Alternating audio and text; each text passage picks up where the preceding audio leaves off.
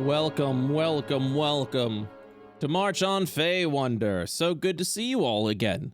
Hello! Hello, hello! Man, oh man. It's been a couple of weeks. We had to take off because one of the players was ill, but they are feeling better now. So it's time to continue and resume our march upon the Faewunder. Yeah? Yeah. Before we get started, though, I want to go ahead and give you guys a little bit of a heads up, a little bit of warning out of your comfort. Where is it? There it is. Due to the improv nature of roleplay, this may contain general and a variety of adult themes. If ever you're feeling uncomfortable, feel free to step away until you are. All VODs are uploaded onto YouTube, our youtube.com/worldofio channel, where further warnings will be given in the description if necessary. So if you need to step away for whatever reason because the content or topic matter at hand is making you uncomfortable, feel free to do so. And then feel free to come back either later on in the stream or over to the YouTube channel when we upload this. March on Faewunder is typically uploaded on Fridays over on the YouTube channel at 12 p.m. EST. So go on and head on over there if you need to step away for whatever reason. I'm gonna go on mute and say howdy to our partners, and yeah. Also, I'll be thanking subs at some point, either during the stream or at the end of the stream. I meant to do it today, but at the beginning, but I forgot. Lol, sorry. But thank you to everyone who subscribed and gifted subs. That was really kind of you. Hello, everyone. Oh my god! Oh guys, don't keep talking about Brett's smelly armpits. Everybody, stop. Hello. I'm hit. You know, Cooley, to make you feel bad, I've been currently fighting a rash underneath one of my armpits that I've been extra sensitive about. So you picked the right topic. Good for you. I don't know why you say that, because I didn't say anything about your armpits. I didn't say anything. It's recorded. I'm gonna out you here, Cooley. Before, like, when you said unmuted, Cooley was like, "Hang on, everyone, be quiet. I got this. Waiting for you to unmute. Just to launch that. Yeah, I know. Oh, I'm aware. How's everyone doing today? How you all doing today? Good. It's hot here. It's great. Significantly better than it was last week. Yeah, I bet. Oh yeah, how are you feeling? Yeah, how you feeling, Tom? Really good. Like, gotta make sure that I'm negative before I go anywhere. But like, I feel like I can do anything at this point. Yeah. Nice. Honestly, the high after getting over COVID is wild. Yeah. Like, you just feel like you're like, the day that I finally felt good was actually Christmas Eve last year, and I was like, I could fight God, dude. I'm an anime protagonist. Let's go. Hell yeah. Hey, speaking of being an anime protagonist, Rutro, remember this? Do you remember this from a couple of weeks ago? I see him. Oh, wow. Oh, wow. I recognize him anywhere. That chin, that well-defined jawline. He wants to hug us now. He felt bad. He's saying sorry. Yeah. The strawberry man. I'm sorry. Gum, give me gum. This is a wholesome campaign. Me want gum. Me want gum. Yo ho ho, he took a bite of gum. Give me some gum. We are. I went ahead and rolled. I got you, Tom. So last we left off, you guys are currently journeying over to the west, where the energies of Faewunder are currently gathering. You saw a bit of a rip and a rupture within the Terror of the Veils over where you guys were previously when you were celebrating the Skag Zag Extravaganza. Upon your journey, you traveled over to the west, where you all encountered, as one of the glowing lights that was floating over to the west, literally crash landed down here to encounter the Faeblood ogre. Not only a Faeblood ogre, but specifically the one that you guys encountered over to the camp. I gave you guys a little bit of fun tidbit that the Faeblood ogre's hit points retains and remains, and you can't tell because I think he attacked it once. We didn't do shit. I see a very slight sliver of health missing from that. It's my mighty magic missile. Let's go. You're the only one that hit him. You know? Yep. So Yeah, and just to give you guys a little, just a little nod, I took just a couple extra points of damage off as well, so that you could actually see the hit point bar, so as to not as to not be demotivated by the fact. I didn't want anyone to think that this thing was just immune to all damage sources. It was just like, it's there. You did it. Kind DM to give us hope. Just a couple of hits. It wasn't much. Please. It retained your damage. It's there. I promise. It's there. It's really hard. So before we begin today's session, you guys are traveling over to the west. It's day 1 of your travels, and you encounter this big ol' ugly. I'd like to give you guys a little bit of a heads up before we begin. I wanted to make sure that you guys weren't essentially copy pasting the same encounter that you had before with this creature. So there will be a couple little mix-ups, a couple little additions to make this a very dynamic and engaging combat. So, Final Fantasy boss battles phase 2. So our knowledge here is useless. Yeah. Oh no, your knowledge is still very, very good.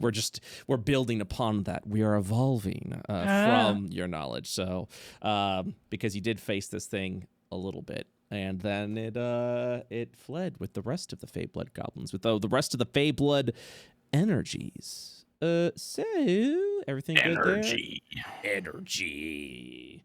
No fancy voice modulation today. My program it's just not working. Don't know why. I screamed at social media, as you do when you don't when you don't get the thing that you want. You scream into social media. That's true. That's part of being an influencer. That is part of it. I didn't get what I wanted. I didn't get what I. But this is what my therapist calls venting. All right, everybody. But venting into the void. But for me, it was like more of like a hi, hello. It don't work. I'd like it to work. Thank you. so yeah. Hello, yes, as a paying customer, I expect the most basic functions of this to be working. Well, I didn't want to come across as like, because I still need their help. So I don't want to be like, you suck, your company sucks, you should be helping me. But like I need that. So I just You didn't want to go full Karen? And I don't want to go full Karen. Dude, I'm too tired to go full Karen. And also I understand that there is a big mood. Yeah, A, I'm too tired to be full Karen. B, 9 times out of 10, the person you're talking about when anything goes wrong, it's not like they fucking did it. You know what I mean? So I try to be polite and kind where I can, because there's douchebags online. So something's gone wrong. Time to burn every bridge. Yeah, exactly. Yep. Exactly. None shall be spared. Yeah, it's yeah. All right, so I'm gonna go ahead do a little bit of this, and then I think it's battle time. There we go. Good. I was like, what the heck? I'm not hearing atmosphere music. Where's my production? Oh, excuse me. Sorry. Why is it Brett vomits? No, like it's no, like it. I don't know what it is, but before I actually begin the D&D, that's when my entire body's like, time to expel all the gas that's in your body. And I'm like, why are we doing this now? I'm in the middle of something. Always in the most dramatic RP as well. Yeah. Like the villain's about to do their big monologue and you just let out the biggest belt. Yeah. And you're like, sorry. Give me that atmospheric music, dude. I said atmosphere. You said give me that ass. I heard that. Give me the atmosphere. Points at those Cooley. Freudian slips again. Points at Cooley. You said battle. ass. You said ass. I have drank 3 espresso shots and I barely slept. I need you all to understand. I'm doing my best. Okay, time to fight. Hey, it's all good. You all good. 2 words: DM anxiety, bro. Don't attack me like this, okay? Respectfully, I would appreciate it if you didn't attack me like this. Just to kind of give everyone a fun little heads up, I've got a couple of new custom battle themes being made for IO. They are still in progress, but you're going to be hearing some more stuff later on. But for now, I think we're going to go. yeah, let's do a little battle time. So let's go ahead and paint the scene. Before we do that, though, I'm going to go ahead and just press this little button to let you guys know that we are starting a combat encounter. Please select your token. I know it's been a couple of weeks. You might have forgotten, and that is okay.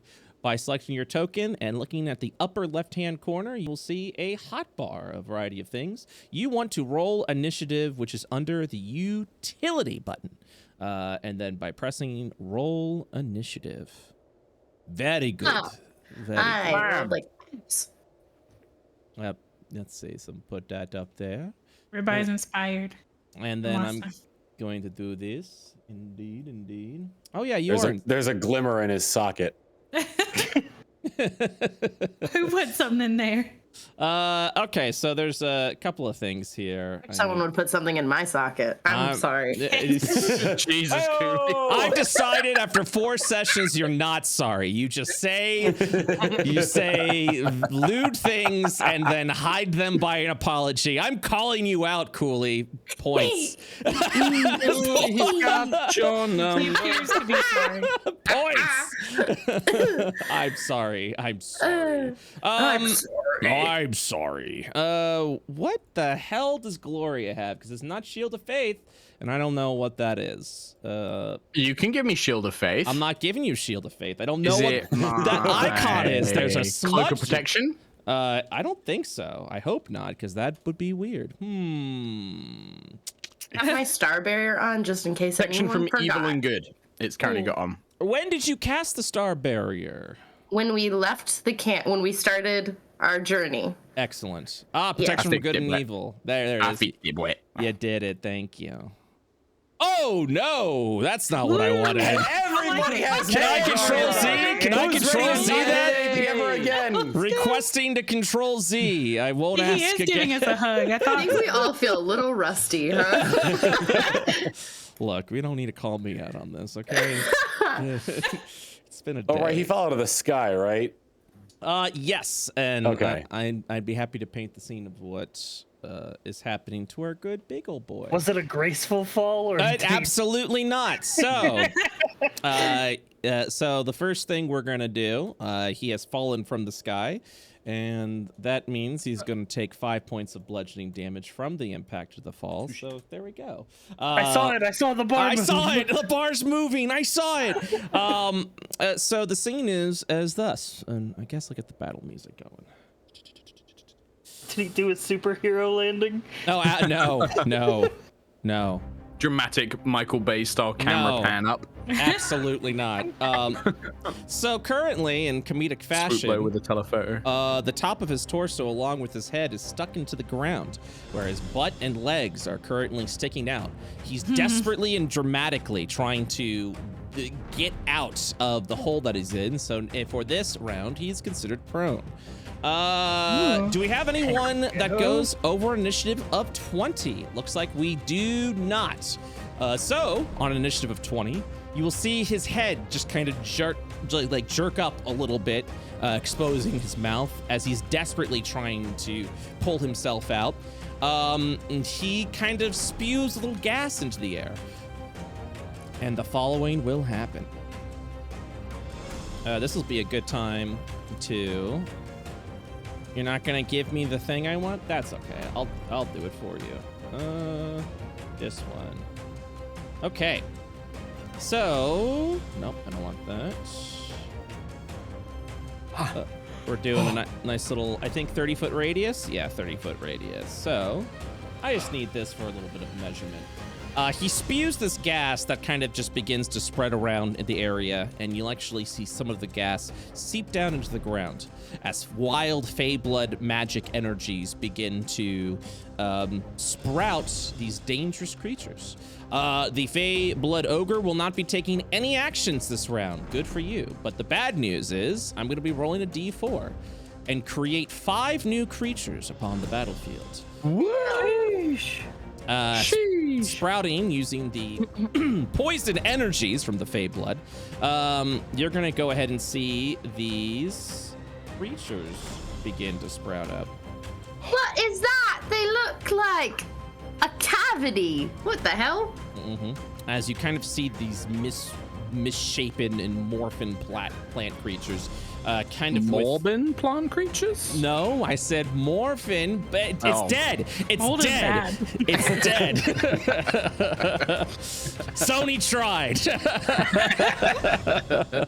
But seriously, we weren't there. If you want to go ahead and release it a third time, we promise we're gonna make an actual. I promise. I just missed the second time. I just missed the second time. He's If gonna you release it a third time, I'll go. I promise. I'll go. There'll be no more movies made ever until everybody goes to see Morbius.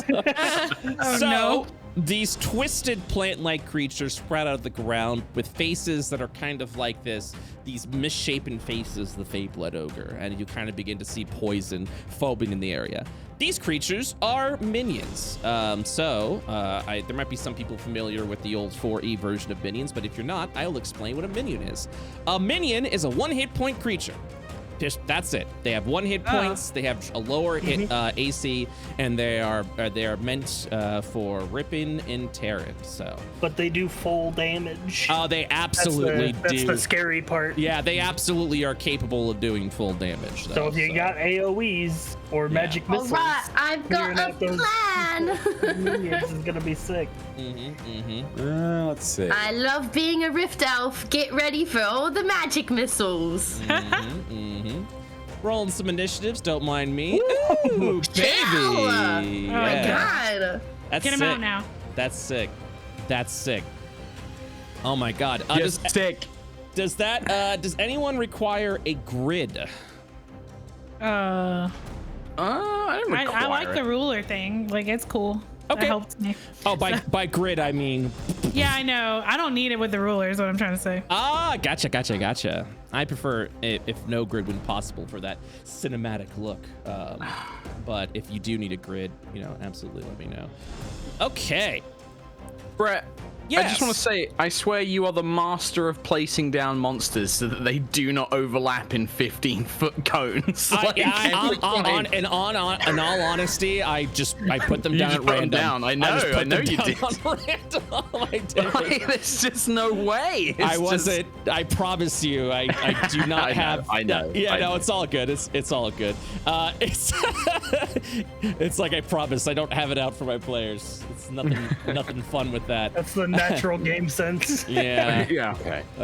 Anyways, I'm gonna go ahead and spit at one of you now. Let's see. It's like a We're gonna go with the front line for this one. So our front line in this scene is going to be. Oh, Foey.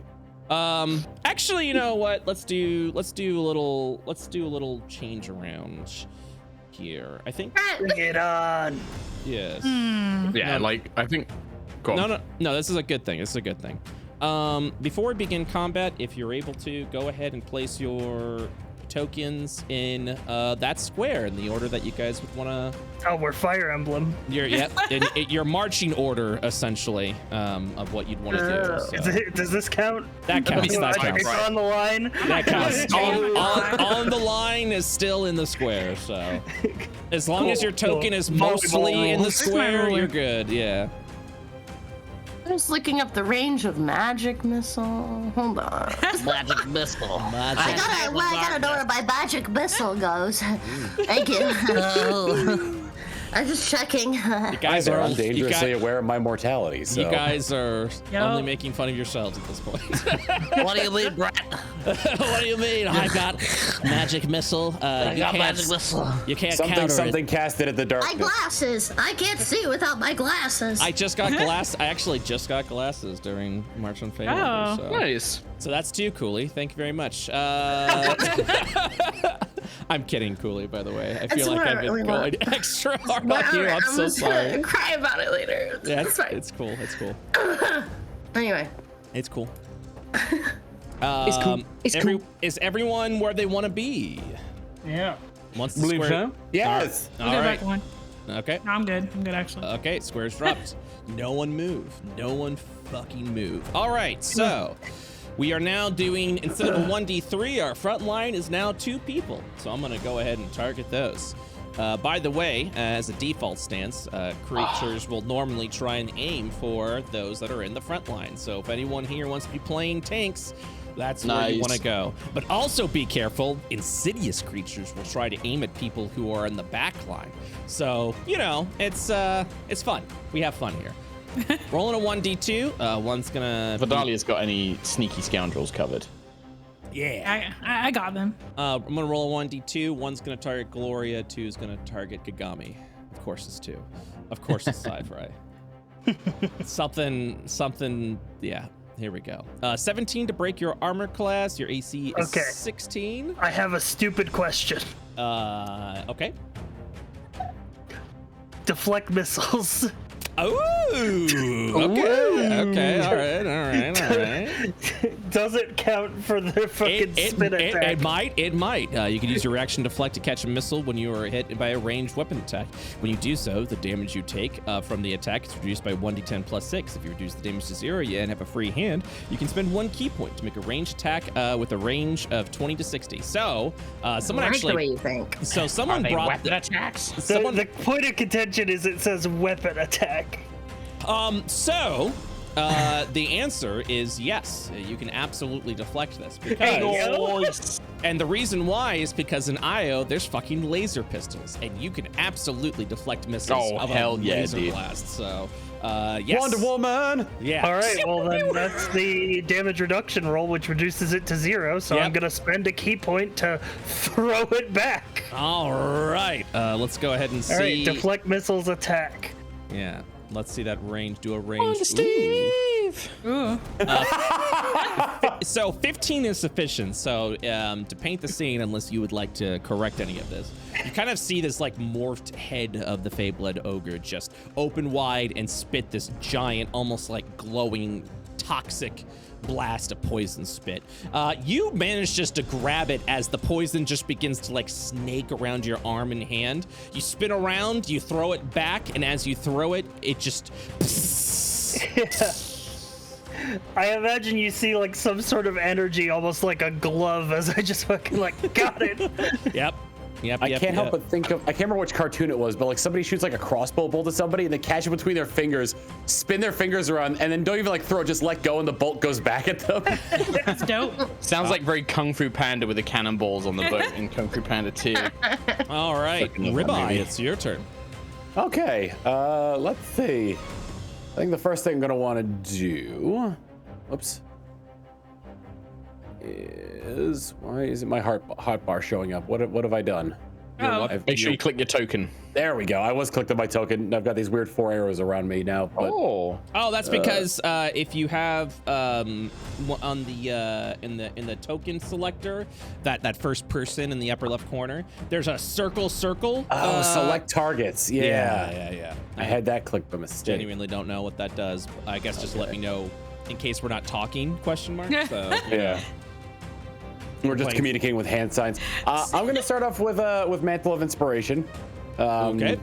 Give bonus action. You spend bonus action to grant Sacred Roll, Scaled Roll, temporary HP up to Scaled Roll creatures, 5. So what's the number of creatures?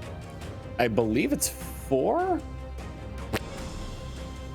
Allow me to peek. Bonus action. Oh, it's 4. It's 4. Sorry. I 4, clicked yes. It. Yeah. I don't know why it said it as Scaled Roll. Anyways, who are your 4 people that you're going to be giving 5 hit points to? Everybody in my party: Gloria, Kagami, Vidalia, and Pandora. And they all get to move up to their movement without provoking an attack of opportunity. Ooh. Wait, I literally love this. I was just about to move, so you're gonna dance around everywhere. How do I move my character where everyone else again? goes, and then I'm gonna move. Top left, click on the little like man icon, little token control icon, and then click on like the one that looks like the top one, the select tokens, and then you could drag yourself around. Square. Or you can use WASD as well. Oh, did I? Oh, just like my video games. Just like in my video games. There we go. SciFri, you have helped solve one of my concerns. No, wait, SciFri and I just got confused. Okay, well, I already moved. Okay. Epic. Shit. You're a tank though, right? Yeah, I'm a frontliner. All right. Epic.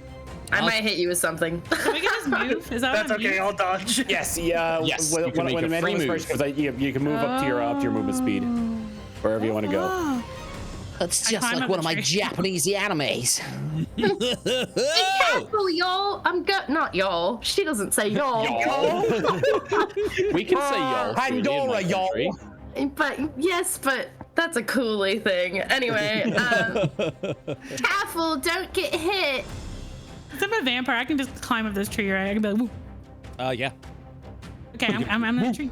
Okay, you're standing sideways up on the tree. Whee! Just a little bit of that. Yeah. Next, I'm gonna go ahead and cast myself a necrotic blast at this one. Which one? Oh, it doesn't. If you hold the mouse click, you can do there that. we go. Or This- you can this- use this the one right target button that we just learned. I did use the target button, but for some reason you didn't see it. I didn't see Oh. it. I'm blind. Okay, dokie. 15. It hits. As you'll see, this plant just obliterate Wither into away. ash and dust. All right. That is your bonus action and your I action. have one move. I've got move left, so Yes, you I'm do. gonna. I feel a touch. I feel a little exposed here. I'm gonna run down to Pandora. Ribeye.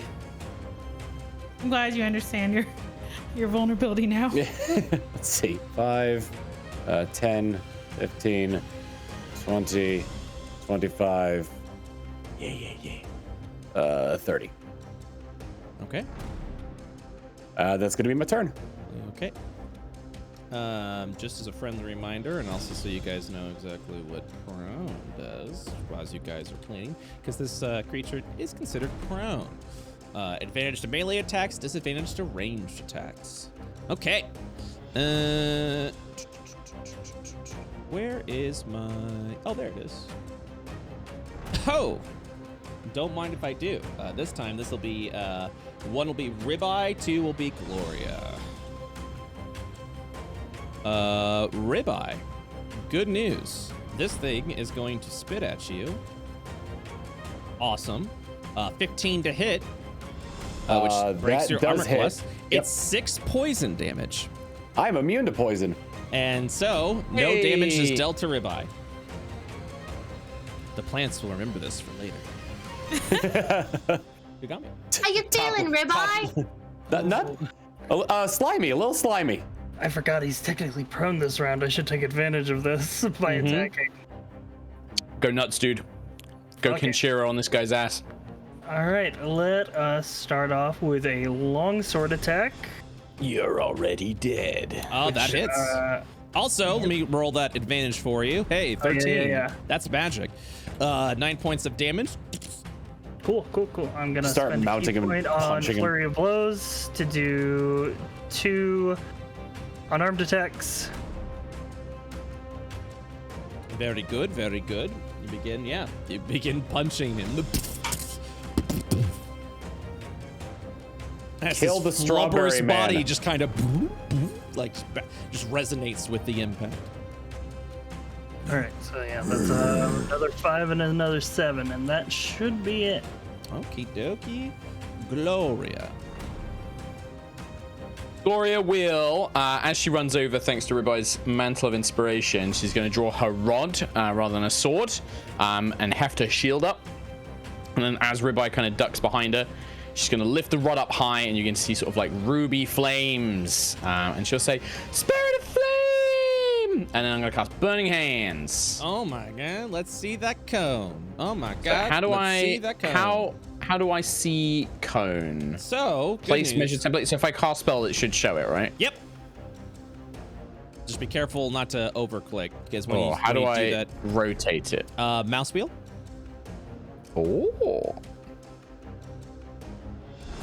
Oh, really? Flip. Lol. I measured this wrong. I'm lolling.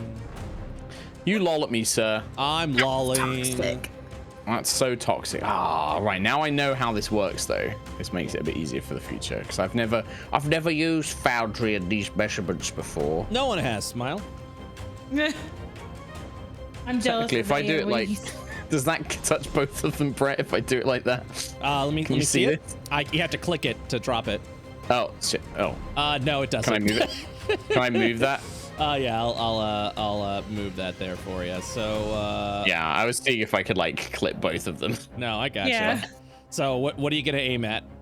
I wanted to try and hit this one next to me and the big blob, but by the way, I think if you'd like to like move the code around, go to the arrow tool that's in the left, the second button. Mouse over the area, like there'll be a little square, and then hold Shift, and then use your mouse, and you can like move it around like that. Oh.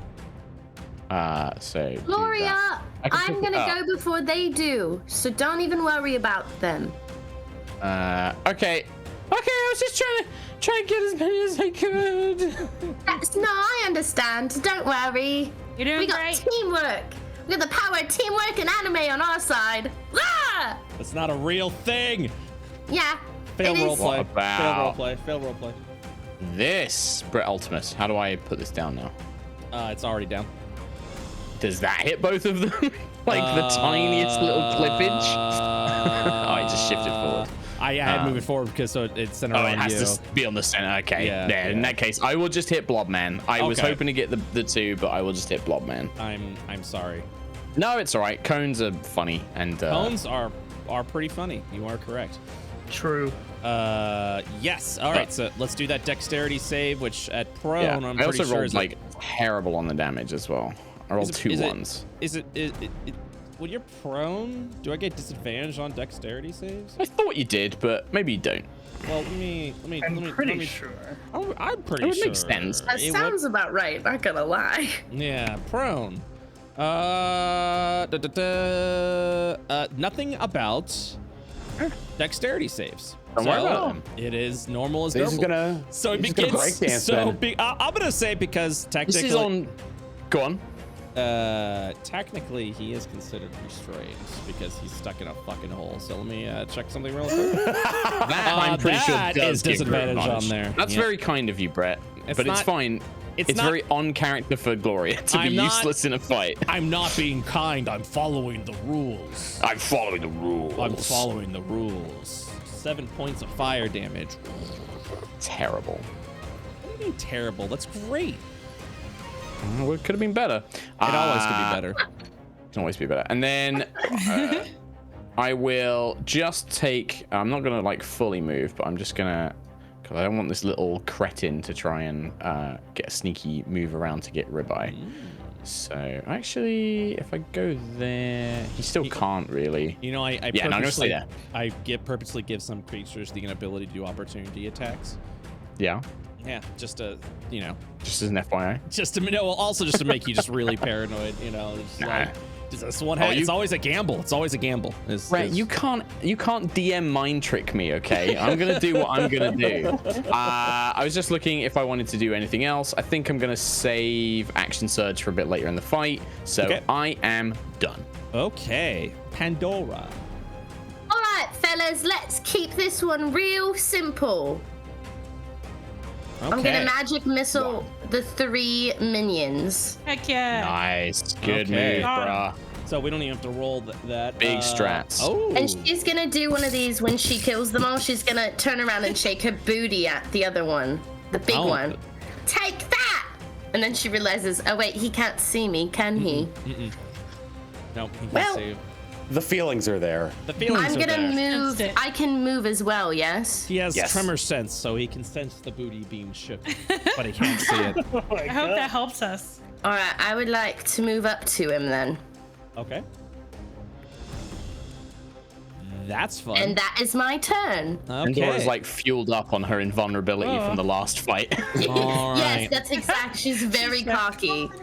So, at Oh, does Pandora think she's immortal too? Hope Why not. not? as the ogre begins to shift around in the stuck ground, you just kind of hear, "Whoo, whoo, whoo," and he manages to thrust himself out of the ground. He is no longer prone or restrained. He punches very, very hard, by the way. And he stands back up. Vidalia. All right. Well, Pandora looks up as he's getting like out of the hole and goes, maybe this wasn't the best idea. since Pandora got rid of all of those creatures, I'm just gonna use And I learned how to use it the right way this time, the hunter's mark. Okay. Well, actually, no. Yeah, no. Yeah, no, yeah. I can't decide between that and the swarm. Gotcha. So you did learn. I did learn that I really messed up last time, but I learned. So I'm gonna use I'm gonna use my swarm first, I think. Okay, I think your swarm's part of an attack, was it? Yeah. Once you can cause a swarm to assist you. Yeah, so you have to hit first.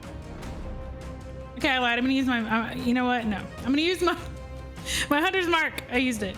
All right, hunter's mark. Go ahead and cast it. Okay. From your character sheet. Tip-top move. I'm hogging. Hunter's mark has been marked.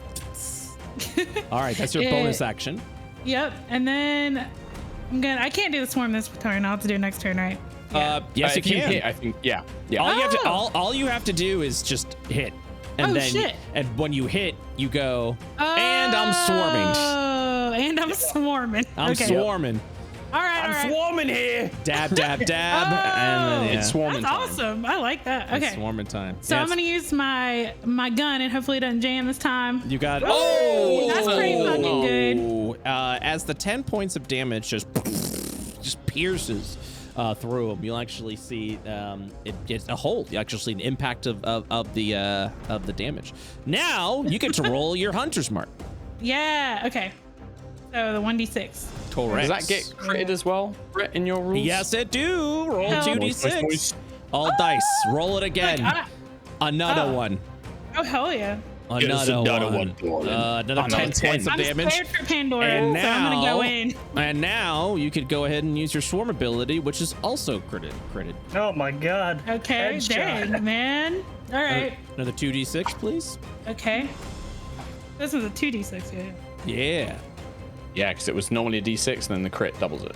Oh. All Another right. 10. Another 10 points of Hot, damage. I'm going in today. 30 points of damage. damage. I'm going to go ahead and make a strength saving throw. Looks like DC's 13 or be moved by the swarm 15 feet. Yeah, and I think. Oh, so that one I'm gonna do the. This is our redemption arc, I feel. I'm so mad about my gun. All right. I'm gonna pick the extra damage one, yeah. After you hit it. Yeah, I think you pick one. Oh, sorry, the attack. Oh, I see. So you're choosing the damage one, which would obviously be that. Yeah, that's it. Yeah. So the swarm is, and I'm learning along with you. Yeah, the swarm, same, yeah. The swarm will either deal damage, will force movement, or knock the creature prone. Yeah, I want to just knock him prone again. Get back there. Yeah, You but can you also chose use it to move yourself as well. Yeah, you could also use it to move yourself. So, Yeah. but you chose. I just want to go in because Damage. I want to make Pandora feel like she really scared him enough to where he's gonna just burst into flames. You know what I'm saying? I'm trying to. Top of the Yeah, line. Pandora thinks that this is all her doing right now. She's like, wow, I really have an effect on people. Yeah, I'm done. All right. So, any movement? I think I'm good here for now. I'm in the trees. I don't know if he saw the arrows swarming his face or not. He's just looking around a little bit.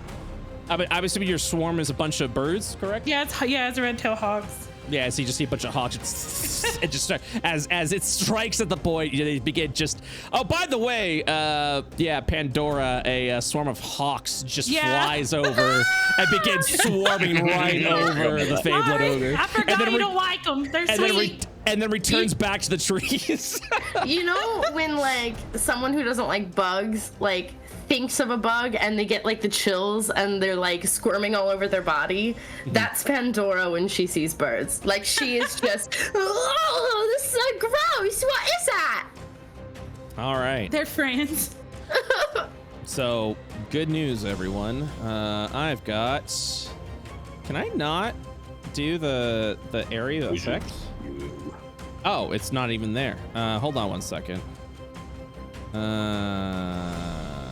What's the area? What happened here?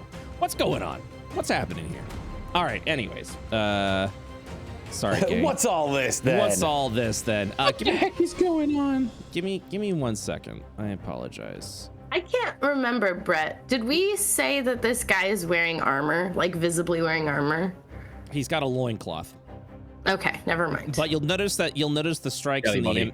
but you'll notice the strikes and impacts that have been dealt against it is deflecting and bouncing off this like magical like this fey shielding. So as it strikes against it, you kind of see much like your star barrier, much like the cloak of stars that you wear. Okay.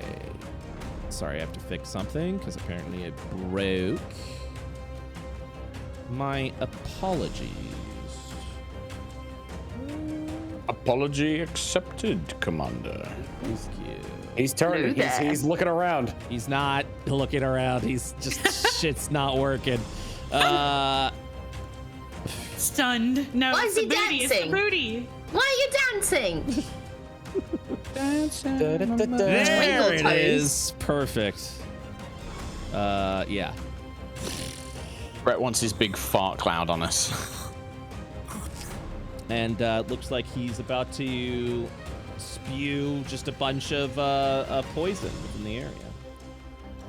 And then one more time because it's fun. One more time. Minions. Stop the dancing. All right. Celebrate. Oh yeah. What is that? So for the second area that I placed down is the spawning area. He's going to actually do his full round of action. So instead of rolling a 2d4, he's just going to create 2 minions. And then in the first area, which is still going to be there, you see his mouth begin to pool and fill up with poison spew. And he seems to be focused particularly on an area in the battlefield. Okay, let me go ahead and roll the initiative for these minions. Please. That's a hell of acid reflux. You wouldn't be getting that with my cooking. Okay, Ribeye, it's your turn. All right. I'm going to move down here. And I'm going to pull out the trombone. Oh, God. He's pulling out the trombone. Make sure. Don't see the cone. Let me check what's going on. For some reason, this affects 662. No, I like it how should. it says It should. you may toot. I could just measure out the cone. Yeah, go ahead and measure it out from you. I don't know why the cone's not showing up. Let me 15 feet, right? Yeah, let me try using it. Oh yeah, it just doesn't activate the cone. Well, that's unfortunate. Oh, nice. Look at that. All right. Tom, master of cones. Dude. Okay, gonna go ahead and make a dexterity saving throw. We got ourselves a dinner and a show.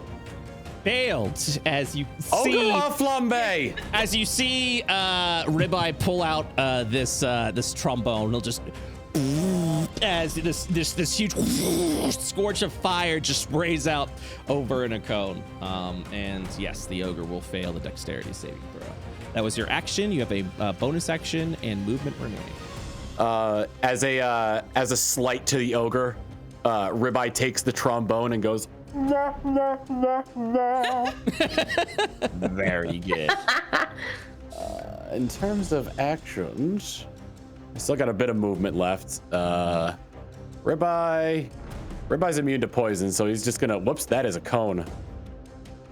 That's okay. I'll remove it. Good. Ribye's gonna retreat back up here for the rest of his movement, and I've got nothing in terms of bonus actions, so that's it. Okay. At the end of Ribeye's turn, before Kagami goes, Legendary action. as a legendary action, Legendary action. I'm gonna roll a 1d2. One's Kagami, two's Pandora. All right, never fails. Bring it on. 22. What is going on? As he'll grab both of his fists and just slams down, doing 8 points of bludgeoning damage. Slapping damage. Okay, Kagami, it's your turn. Come on, All right. slam. I am going to take my action to cast mirror image. Ooh. Let's see On it. myself. All right, you have mirror imaged yourself. Let's go ahead. Let's go. As you begin to see just this shimmer of illusion surrounds over Kagami. All right. Was the checks to analyze his abilities bonus actions? You could use it as a bonus action or an action. You can do for the Faeblood Ogre, you can do either arcane, nature, or in just a flat investigation. Arcane, nature, or investigation. Well, those are all +1 for me, so let's hit him with Arcana. Hey. Okay, a 17 is sufficient for the abilities that you can learn. You can learn about his mental fortification, his mage armor, his multi-attack, his lair action, or his 2 lair actions. One is the poison spew, one's the conjurer of face app shooters. Or you can learn a new thing, which is an ability called seismic Fey energies, which is used at the end of the battle. Let's learn about those seismic phase energies. All right. So, as you kind of like investigate and look around and then study the Fey blood creature, you'll actually see that his form, while he's kind of letting out this ominous glow of red and blue, kind of much like the lights that are floating around. You'll actually notice as the combat has been going on, his glow has become just a little bit more brighter. To the untrained eye, is just a same bright glow, but you can actually tell that it's the glow is continuing. He is going to leave next round. When he leaves next round, his body will dematerialize back into the pure energy form that's hovering around you, with some dangerous side effects, specifically the seismic Fey energies. So at the top of the round, he will create a 40-foot radius around himself, and at the end of the round, he teleports, and anyone within the area must succeed at a charisma saving throw or take, I believe the damage is 3d8 force damage. All right, I'll just fucking shout to the rest of the party. Y'all watch out, he's about to blow. What? That'll be my turn. Okay. Gloria, it's your turn. That changes things. Yes, it does. So I think having heard Kagami yell that, and knowing, okay, so Gloria having heard that, all right, I'm on it, and she's gonna try and do something for a change. Oh, buddy. Oh, listen, I love her, but she ain't great. 5, 10, 15. Buddy. So, oh, sorry. You're taking all the so hits. Gloria's going to take an attack opportunity from this little mignon. It is incapable of opportunity attacks. Oh, brilliant. Brilliant. Brilliant. No, that's good. I didn't want the attack. Oh, sorry, I moved one space too far. I meant to go there.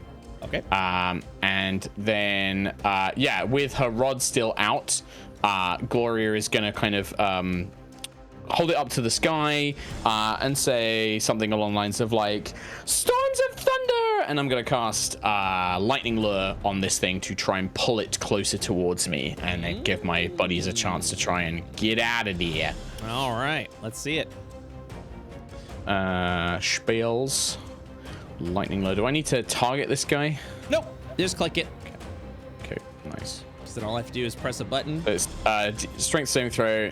Bums. Yeah, as you wrap the lightning lure around this hefty form, it just sizzles out, and he just slowly looks over to Gloria and goes, no, I'm not gonna. And then I'm gonna action surge and try again, because like she's frustrated that this isn't working. You can see that like little tears in the corners of her eyes as she's getting frustrated that she's being a bit useless. And I'm just gonna try again. I want to save my buds. So okay, cast I will cast it once again. Yeah, I'm just gonna spend my action surge, and that's gone. Yeah. And it just as you go I again, figured this guy was pretty strong. It just sizzles away for a bit, and you just hear. That's it. That's all. I'm done. I'm out. That was just being mean. Okay. Let's do a 1d3. 1's gonna be Gloria, 2's gonna be Kagami, and 3's gonna be Pandora. All right, Gloria, it's time. It just deflects, and like the shimmer that the cloak of protection gives just completely deflects off. The attack doesn't go off Pandora. All right. Gloria, I'm gonna need you to do me a favor and stop beating yourself up so much, yeah? I am going to move out of the way to essentially, hopefully, thunder wave this big guy and push him away from all of us. Okay. So I would like to, yes, put myself up here. And yes, let's do that. Where is it at? Thunderwave. Okay. This guy's tough and enduring. I kind of figured that he would be pretty tough like this, but I wanted to help my Alright. queens. Is it too late? Can I? Oh wait, can I still use this, or how does this work then? What's Does it- this? It's just the Thunderwave is showing up on my end, like Yep. it wants me to place it. Oh, yeah, you can just place it. Okay. And Well. then, yep. And then I will then do this. Hee hee.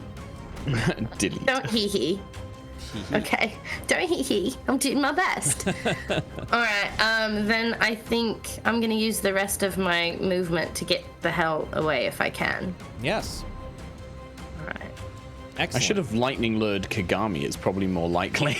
As you move away, Yeah, I know. Just do it. he'll slam too bad. down, dealing 6 points of damage to you. Ow! Wait, is that all you got? 6. Ah! I keep running. Okay. And that's my turn. He looks around to who he can attack, and then looks at Kagami. Hey, at least he's got those mirror images up. I could do this all day. I'm gonna roll a 1d10. I rolled 1d20. 10 or higher, he'll attack Kagami. 9 or lower, he will walk away and attack someone else. He focuses entirely on Kagami. All right. Toxic. Yeah. All right, I gotta pull this up because it's always some weird ass. He's got shit. critical tunnel vision. All right. The mirror image. Roll 6 or higher to change the attack's target to a duplicate. Okay. Yeah. Because when I get hit, I roll a d20, and then depending on the result, it can change the target to a duplicate. I just have to remember the numbers, unfortunately. All right, so we're gonna do a multi-attack because that's fun. Let's start with a 20 for 12 points of damage. Roll a 1d6. Okay. 6 or higher. Uh-oh! Wait, that's a 1d6. Roll Wait, you said 1d. 1d6. Yeah, 1d20. I apologize. 1d20, 1d20. Okay, it hits a duplicate. Okay. Down to 2, I believe. 2 down, yeah. You are Roll down. 1d6. You need a 6. Yeah, my bad. Best spell ever. All right, roll a 1d20, and I think now the number is 8 or higher. 8. It's higher. 8. Okay, All it's a right. duplicate. You One are- left, so it You're is down to 11 one or higher. duplicate. Yeah. It's good stuff. Okay. Good job. Good night. Nice soak. Vidalia, it's your turn. Man, I was trying to think about knocking him away, but he's strong. I don't think I could do that. He's real strong. Okay. Well, I think I'll do the attack. Okay. Let me try those. If we want to like plan something out here, I have a spell that can force him to move away from us at his full speed. It might not get us all out of there, but if we can move him south, then I can keep him moving south. Does his bomb go off at the end of the round or on his turn? I can't remember. So the way that it works is on the next round, he's gonna get the fuck out of there. He's gonna start to at the top of the round begin to teleport, and at the end of the round he will leave, and that's when that's when it goes off. Yes. As it's like it's almost like it's like a rocket going off, except you guys are in the blast radius. Is what happens. Is he concentrating? I was just wondering if he falls, does he have to start that over or something? Can I ask that? Maybe. With let me see. What? With the investigation that from before, it's not that he's leaving, it's that something is channeling him away. So whether he's on his ass or not, it happens no matter what. That's what I was wondering. Okay, let's see. Well, I guess the only thing I can really do is okay. If I knock him, I'll probably fail because of the strength save thing, but I can knock him 15 horizontally, but that won't really help, will it? Because Kagami's on one side, and okay. If you moved behind Pandora and then shot him, it would at least shunt him down south. That's what I was thinking, because it can only go horizontal though. But it would be farther away from us in general. So, okay, I'll try it. All right. So I'll go... You said behind, let's see. I can shoot over people, right? Yep. Yes. Okay.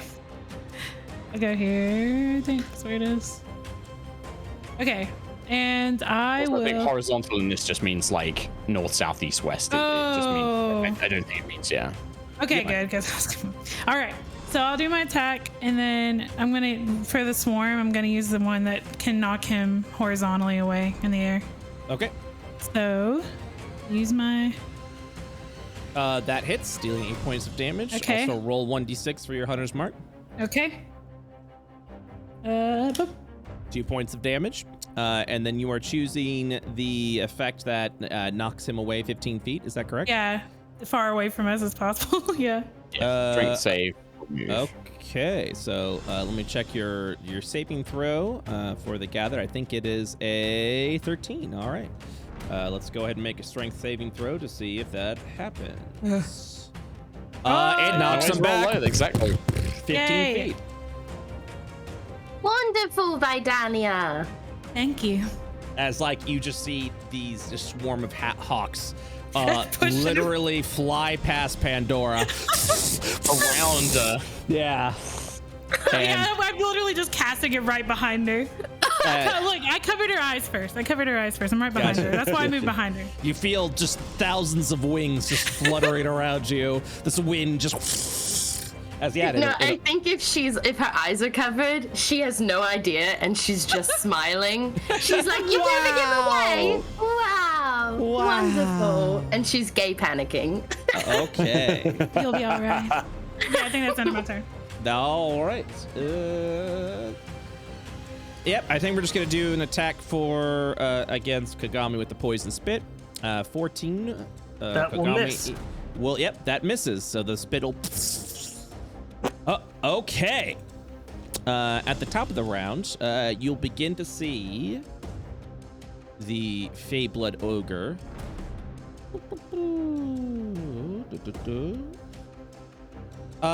Just begin to kind of give this faint blue glow as you begin to see him just dematerialize. But as he does so, the energies that are around him begin to shift. Oh no! Oh yeah! Oh, and also at the end of the last round, he does a violent spit in the area, which does not affect Ribeye. Okay, Ribeye. Still slimy though. I should have moved. Yeah, Ribeye. It is now your turn. You begin to see, you begin to feel as the energies are shifting around him. 1, 2, 3. Yeah, right here is good. Okay. I'm gonna cast Dissonant Whispers on our friend here. Okay. Let me see it. Consume spell slot first level. Yep. Okay, wisdom saving throw. Double checking. Not a charm effect. Here we go. Failure. All right, and now he's gonna move his full speed as far away from me as possible. Okay. So he'll do, let's see, 1, 2, 3, 4, 5, 6. Which will then move the area of effect over there. Nice, I don't have to move. Nice. Well, unless his turn comes around and he decides to walk back. No, he would never. And actually, in that vein, I'm gonna use the rest of my movement. That'll be the end of my round. Okay. Kagami. Okay. I recommend moving. He could. I sent him away, but he might come back. I'll move here. Okay, that's. You begin to feel the violent shifting of the energy. Can't tell, cool guy. I have a plan. I want to unarmed strike this minion. Dissolves away into ash. All right, using that unarmed strike, that will activate my agile parry. Let me find where that is. There Does it that is. give you extra movement? It gives me AC Oh, until the start of my next turn. And then I will use the rest of my movement, monk movement, to move on over here. okay, yeah, that's more what I was thinking you were gonna do. But killing a guy works too. I have to kill a guy. Good job, Steven. All right, does that end your round? Yes. Gloria. Gloria's gonna put her stupid rod away. Draw a sword. I'm gonna kill this thing. I'm gonna try. I hit, I think. Wow. I didn't know I needed fed up Gloria in my life. And then Gloria's gonna basically, like the canon thing is that she runs up, slices this thing up, and then worrying about what Ribeye just said about this thing coming back, and knowing Pandora's probably gonna have time to react. Can I like grab Vidalia and pull her back with the rest of my movement? Yes, you can. It'll take double movement as you do so. So if I've spent 5, Are you 10... picking me up and carrying me away? Yes, I'm gonna literally scoop you up like Daphne in Scooby-Doo, and then Laura is so jealous. Like, she doesn't understand how she feels, but she feels left out. and in order to get, I think, because it's like 10, so I've got 20 feet of movement left, so I'd only get to here, which I think would be enough actually. So I'm gonna drag, and then if you come 1 north, Oh, whoa! Whoa! That was me. Yeah. And then also I'm gonna try and just like hold Vidalia's. Gloria's holding Vidalia in front of her, and then I'm gonna face my back towards where the creature's coming from, so that if it does hit, Vidalia might have some cover from my body, kind of as I'm trying to protect her. Okay. Gloria, you're my hero. You're so strong. Thanks, Vidalia. It's just this kind of whiny, sniffling, desperately trying to keep a brave face after her really sad magic. All right, Gloria, does that end your round? Yeah, I think that's gonna be me done. Pandora. Sorry, Pandora. So Pandora's gonna take a moment to punch the air. And so really all we should be doing right now is running away then. Yeah? I don't think any of my abilities can hit from this far away. I think it's gonna blow up. Okay, alright, well, then, Pandora's going to move towards, to Vidalia and Gloria, and she's gonna make it seem like she's helping carry Vidalia. Do you wanna jump into my arms as well and I carry both of you? Yes, I do. Yes, I do, absolutely. So if Vidalia's in Gloria's arms and then Pandora's in Vidalia's arms, No, that's how, it's like a totem. Gloria's head, like it kind of like she's like wrapped around. Scooby-Doo carrying them. Yep. Yeah, and Exactly how I imagined it, Scooby-Doo style. as Pandora jumps into Vidalia's arms, she says, "Please refrain from getting your birds out for a minute." I'll keep him away. And I think, I mean, how far do we need to get away? I can't remember. 40 feet? But if you're climbing us, I can't move you anymore. So you're here now. Yeah. Then I'm just gonna stay here. Okay. Vidalia, it's your turn. I feel so protected right now. Oh, this. I thought the ogre would pop before Vidalia. Vidalia sandwich. You know what I'll do? I mean, I'm not gonna attack or anything. End of the round. Oh, I thought it was on his turn. I'm an idiot. I'm gonna give both of them a kiss on the forehead because I feel very safe. Okay. Wow. I'm in the middle. I just feel very safe right now. Okay. I'm going to, just in case he tries to do some funny business, I'm not gonna try to attack because he's too far away.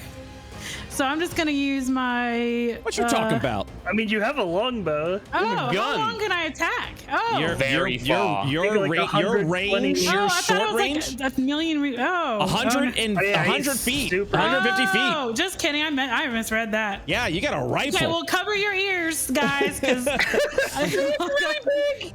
I mean, here come the birds.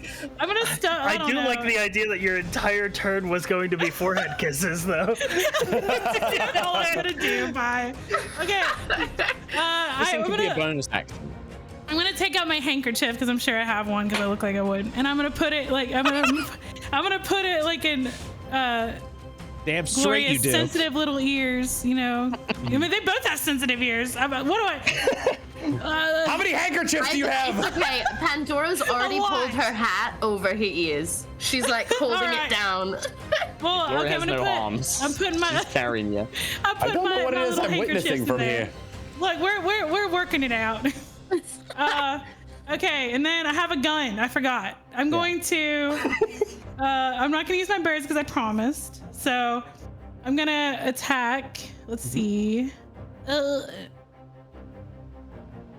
Sorry, I can't read sometimes. No, it's all good. 23, that hits for 10 points of damage. Don't forget to roll your hunter's mark. Yep, okay. 1d6. All right. 3 points of damage. Where's my spell? Where did it go?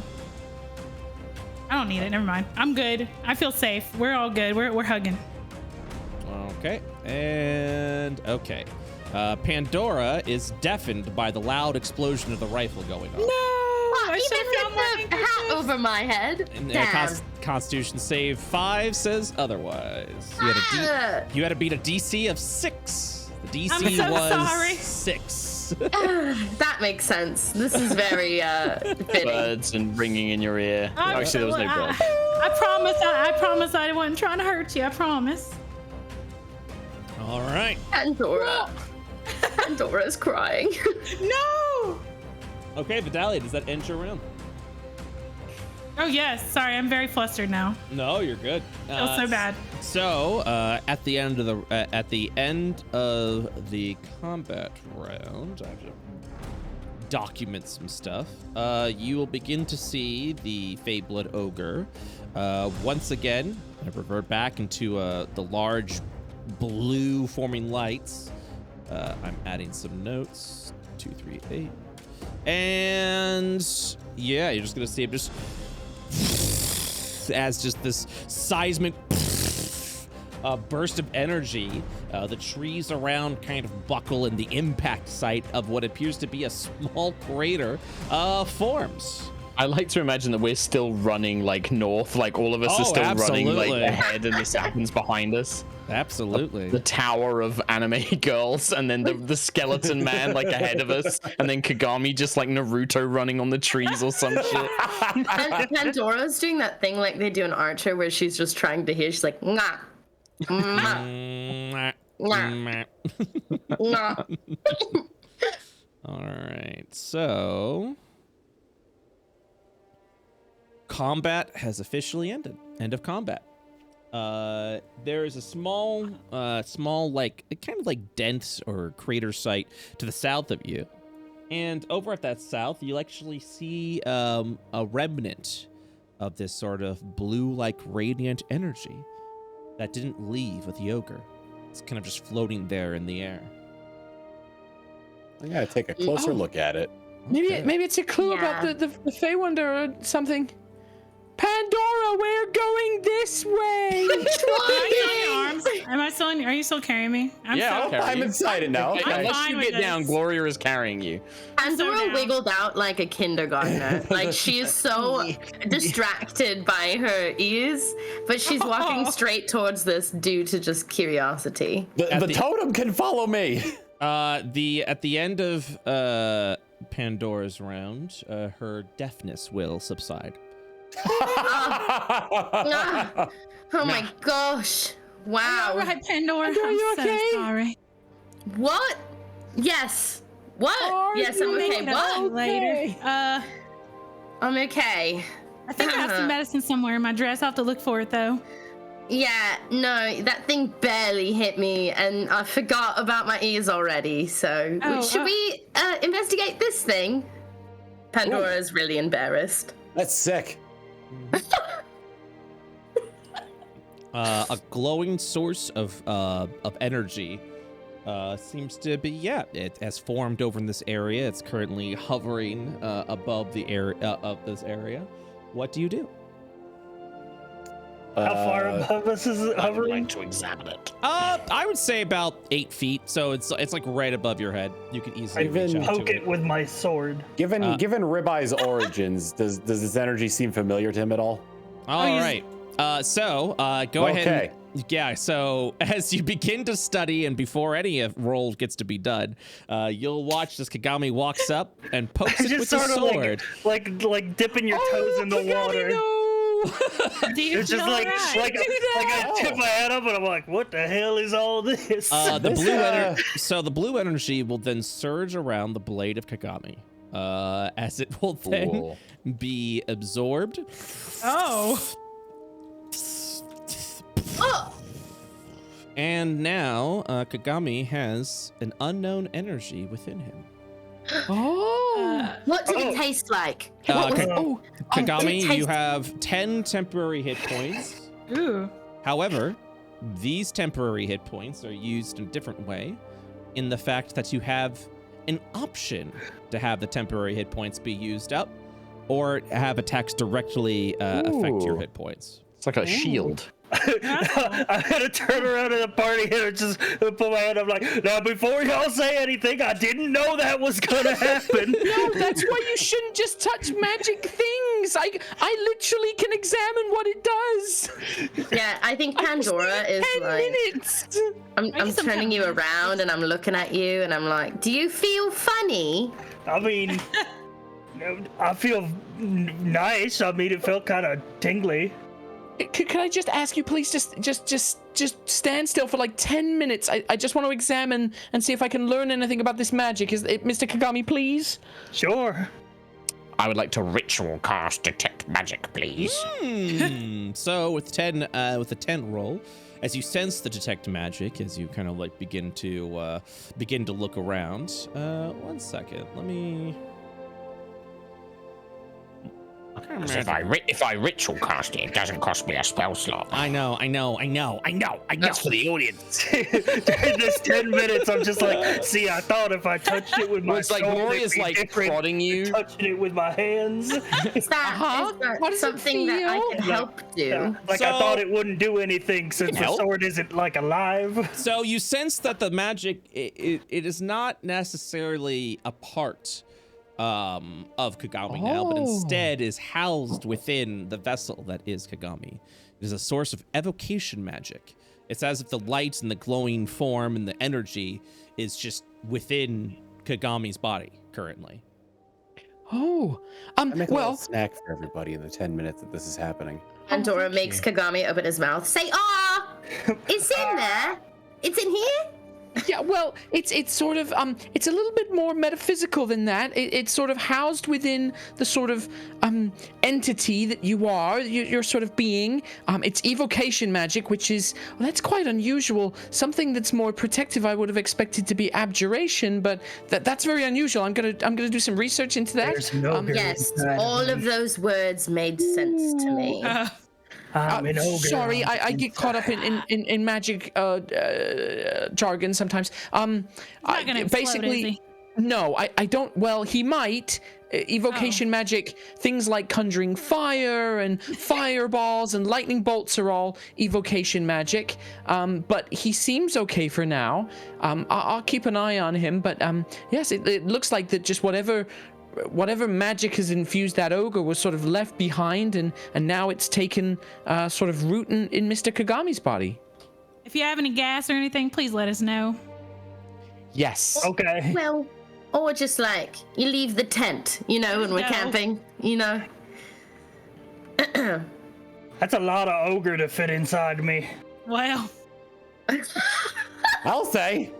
we don't know much about you. We don't know. I don't know if it was all hold. of the ogre. I think it was maybe a piece of the ogre. I'm half ogre. Wow, so now you're cowboy, samurai, and ogre. Oh, if I remember correctly, evocation magic is mainly about manipulating magical energy. Healing is actually evocation magic as well. Healing magic. So maybe you won't explode. Maybe. Well, that's good. Yeah. I mean, Positive I don't feel like vibes. I'm gonna explode. That's good. If that changes, please tell us. I'll just thumbs up. All right, do you continue your journey on? Oh, I think Mr. Ribeye was making some snacks. Do we have snacks? Yeah, like there in the 10 minutes it took you to cast that, I probably like pulled out some food and like whipped up like cheese and crackers and a touch of raw meat. charcuterie board. Yeah. Yeah, exactly. I've made us some adult Lunchables. This is a beautiful charcuterie board. I appreciate this. A coochie board. I love a cutie board. Yeah. You consume the meats and cheeses that has been created by Chef Ribeye. Yeah, I'm already started. All right. Anything else you guys do before you continue on your journey? Do we want to take a really short rest, or we just want to push on? Well, I'm good to go whenever. I made snacks. I barely got hurt at all. same. I don't feel like too much of a burden right now. Perhaps we just move forward. Oh, I'm glad someone doesn't. Let's carry on. Gloria, you saved us. No, I didn't say anything. It's fine. Let's go. There's a lot to unpack there. I think we should get going. All right.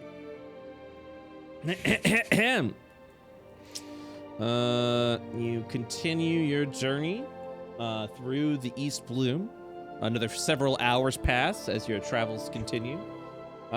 As the sun begins to go down. It's getting dark now. Your 8 hours of travel is complete. Now, of course, you are still free to push on if you'd like, but you will begin to risk suffering levels of exhaustion. Or you can set up camp. What would you like to do? I think we made good time, and we should get some rest while we can, right? I agree. Camp's a good idea. And we do have tents. I can start setting those up if people like. I've camped out a fair bit in the Historia Guild, so I can start setting those up if people like. That sounds great. There's only 2 tents, and they should sleep enough of us. But who wants to share with whom? Or I mean, Mr. Ribeye, do you need to sleep? I'm not really sure. I just gotta rest for a few hours. I'll be good then. I can actually keep watch for most of it. Okay, so you don't need to like sleep. Not really. I never sleep either. Oh, great. Okay. Well, you should. If it rains, you should still have a tent to go in. But maybe Mr. Kagami can sleep in one tent, and then Pandora, if it's all right, maybe we could share. Because Mr. Kagami a boy, and maybe I'm making assumptions, but Plus, I might explode at any moment. That's true. He might explode. I can keep an eye on Kagami when it's my turn to rest. Pandora covers her face with her hat again. She pulls it all the way over her face, and she's like, "Absolutely, that sounds fine. That's fine. Yes." Can I join the slumber party? I can be called out if I'm needed. With Pandora's head still in the hat, she goes, "Yes, all the girls get in this tent, and we will talk about our feelings." Yeah. I make Ribeye makes a hearty beef stew for dinner. Full belly, just to get everybody in a dozy mood so they can rest well. All right, give me one quick second.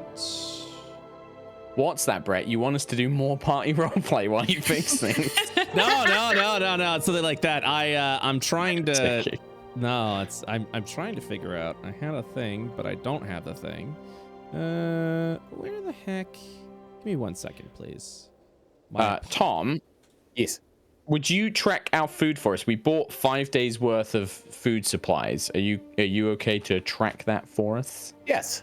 Thank you. And there is also. I will say, just as a little role-playing matter, Pandora's very nervous, and she kind of sits herself in the corner of her tent, and just gets out her violin to kind of just calm the nerves and to not have to communicate with anyone, and to just put that, to just be less anxious. You doing that is probably going to make Vidalia get closer and want to listen. Oh, Where'd no. you learn how to play violin? Well, my parents kind of raised me to be good at everything, yeah? I was learning basically right out of the womb, as some people say. But that's impressive. You know, they did an amazing job, because you really are. Thank you. I mean, who needs to have a childhood, yeah? Anyway, no, but thank you. I'm only okay, though. I'm self-taught, but I learned right away, you know? You're very smart. I believe it. Okay. Oh, talented. Your performance at the festival was just so amazing. I'm inspired still. Well, thank you. I've learned how to do ballet, and that was more of a choice. So when I play my music, I actually get to enjoy something that I love. I get to just forget about the world and dance, to my own music. Oh, that's really nice. Do you guys like dancing? I can't say I've ever tried. I'm really clumsy. There was one time when Pandora I tried. Gets really excited, and she starts playing, and she says, "Well, why don't you two dance together?" No. I'm really big Lagamon and feet. Pandora just starts playing. I'm just gonna try, and it's gonna be so awkward because I don't know what I'm doing. I have a huge dress on, but I'm gonna try, and I'm gonna spin around. Gloria has a dex of 8. It is just the most awkward, clumsy, slow shoulder shuffling, just to try and minimize breaking anything. Give me a dex check. Let's see how bad we're working with here. Me too, or just Gloria? To anyone who's doing a dance. Okay. Everybody's clapping to the beat. Nice. Oh, Vidalia's got some nice pep in her step. Dang! Well, definitely know how to dance. Pandora is just doing somersaults with her dance. I'll show you guys what to do, and you can follow me while I play the song, yeah? That sounds fun. This song is dedicated to you all again, and I'll call this, well, do we have a group? Do we have a name for our group? Oh, you're really good with names. Why don't you try to name us? Kagami raises his hand. Yes, Kagami. Are you peeking into our tent? Yeah. We could call ourselves Pandora's Box. Oh, I like that. Goodness, yes. And this song will be called Pandora's Box's Lullaby. It just rolls off the tongue, doesn't it? That's just beautiful. I'm gonna make a cooking check here to see if I'm good at making this food. Yeah. Oh no. Before you do any sort of cooking roll, I'll let you know when you're gonna do the roll. So that one does not count. Although I do appreciate the eagerness, I'll let you know when to roll for that. I was gonna. Oh, go on. Sorry, Brett. No, go on. I was just gonna say, with the 7 for the dancing, I'm trying to think of either the most awkward or hilarious or worse thing that Gloria could do, and I think that she would probably stumble into Ribeye's like campfire, and she accidentally sets like her little tail on fire, like because she falls over, and then there's the classic sort of like running around, sort of like and then she has to sort of like stop, drop, and roll, and she like drops and rolls and gets covered in leaves and stuff like that, and just it is a mess. Like she's so clumsy that it just becomes this absolute menace of a what do they call it? The slapstick endeavor. Yeah. Okay. Oh, this is why I don't dance. Pandora, can I get a performance check? Yes. Let's see. P for performance. Okay. Oh, not spectacular. Well, I mean, it's distracted by fire. It's adequate. It absolutely is adequate as you go ahead and play the music that resonates over there. I am very gay. I'm very. That slip again, that Cooley slip. I'm very nervous because I'm very gay, and I'm nervous to perform just to my friends instead of a whole on stage performance, and then Gloria's on fire, and I'm just I don't think anyone's really paying attention to how that went, though, right? I mean, it's good background music that at the very least that is being played around. So, the 8 itself is absolutely like it's average. It's fine. So thank you. Yeah. You're so average. You know, like in Fleabag, I can hear Pandora hears the narrator. Thank you. I turn to the camera. Pandora's secret ability is breaking the fourth wall. I'm just stating a fact. It wasn't meant to be. I was trying to compliment. So as you play the music, you guys. Yeah, some of you clumsily dance than others, but with good company and friends, you don't necessarily have to dance well or perform well because you are surrounded by good people and you feel protected and warm as you kind of like continue on throughout your journey. So. Yay. Meanwhile, upon the cooking pot, it looks like Ribeye is making something. Is that correct? Yes. Okay. A hearty beef stew. A nice hearty beef stew. So, there's a couple of things that you can do with this check, and I will leave it up to you with how much risk that you want to do. We can say that you make a nice hearty beef stew, which will keep everyone fed throughout tomorrow with no other effects. Or you could begin to experiment with your cooking chops. What this does is we will do this experimentation essentially by spending a little bit of extra credits, which you do have. You can kind of begin to move and gather around and yeah. So as you do that, you could spend a little bit of extra, and then your recipe will have an added effect for the next day. What do you guys think? You think Ribeye should get experimental? Hell yeah, this is the time. We're all experimenting on dancing. You go. Ribeye. I think we're all cheering each other on. You know? Also, Ribeye's gonna go experimental. Okay. Also, just so you are aware, hold on 1 second. Sorry, gang. I have to do one quick thing. That's okay. Gloria will be. Oh, I think we're off. No, I'm still here. Oh, okay. Okay. Sorry, I had to do a thing. Okay.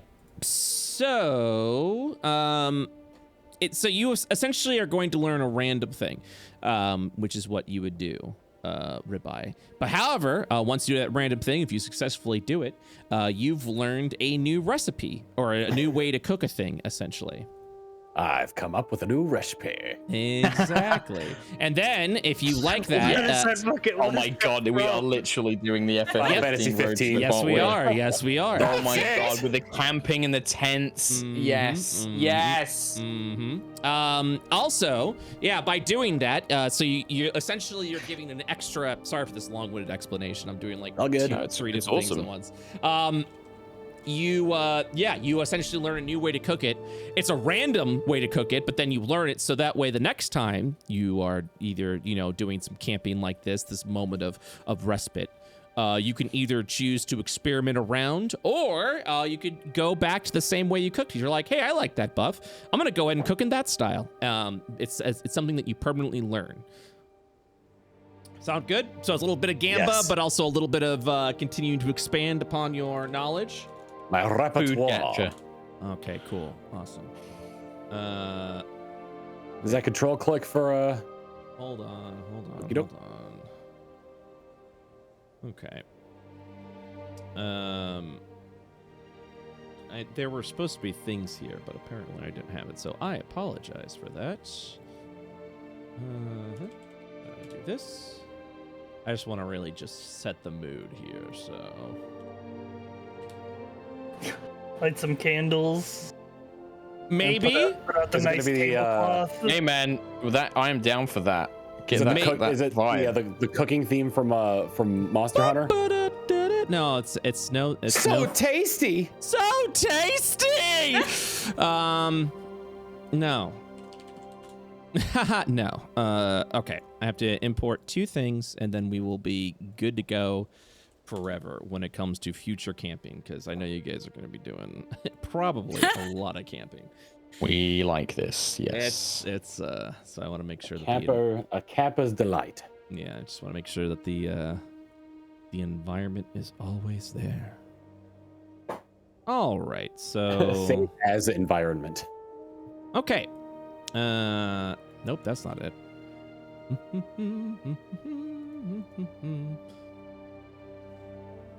Oh, son of a gun.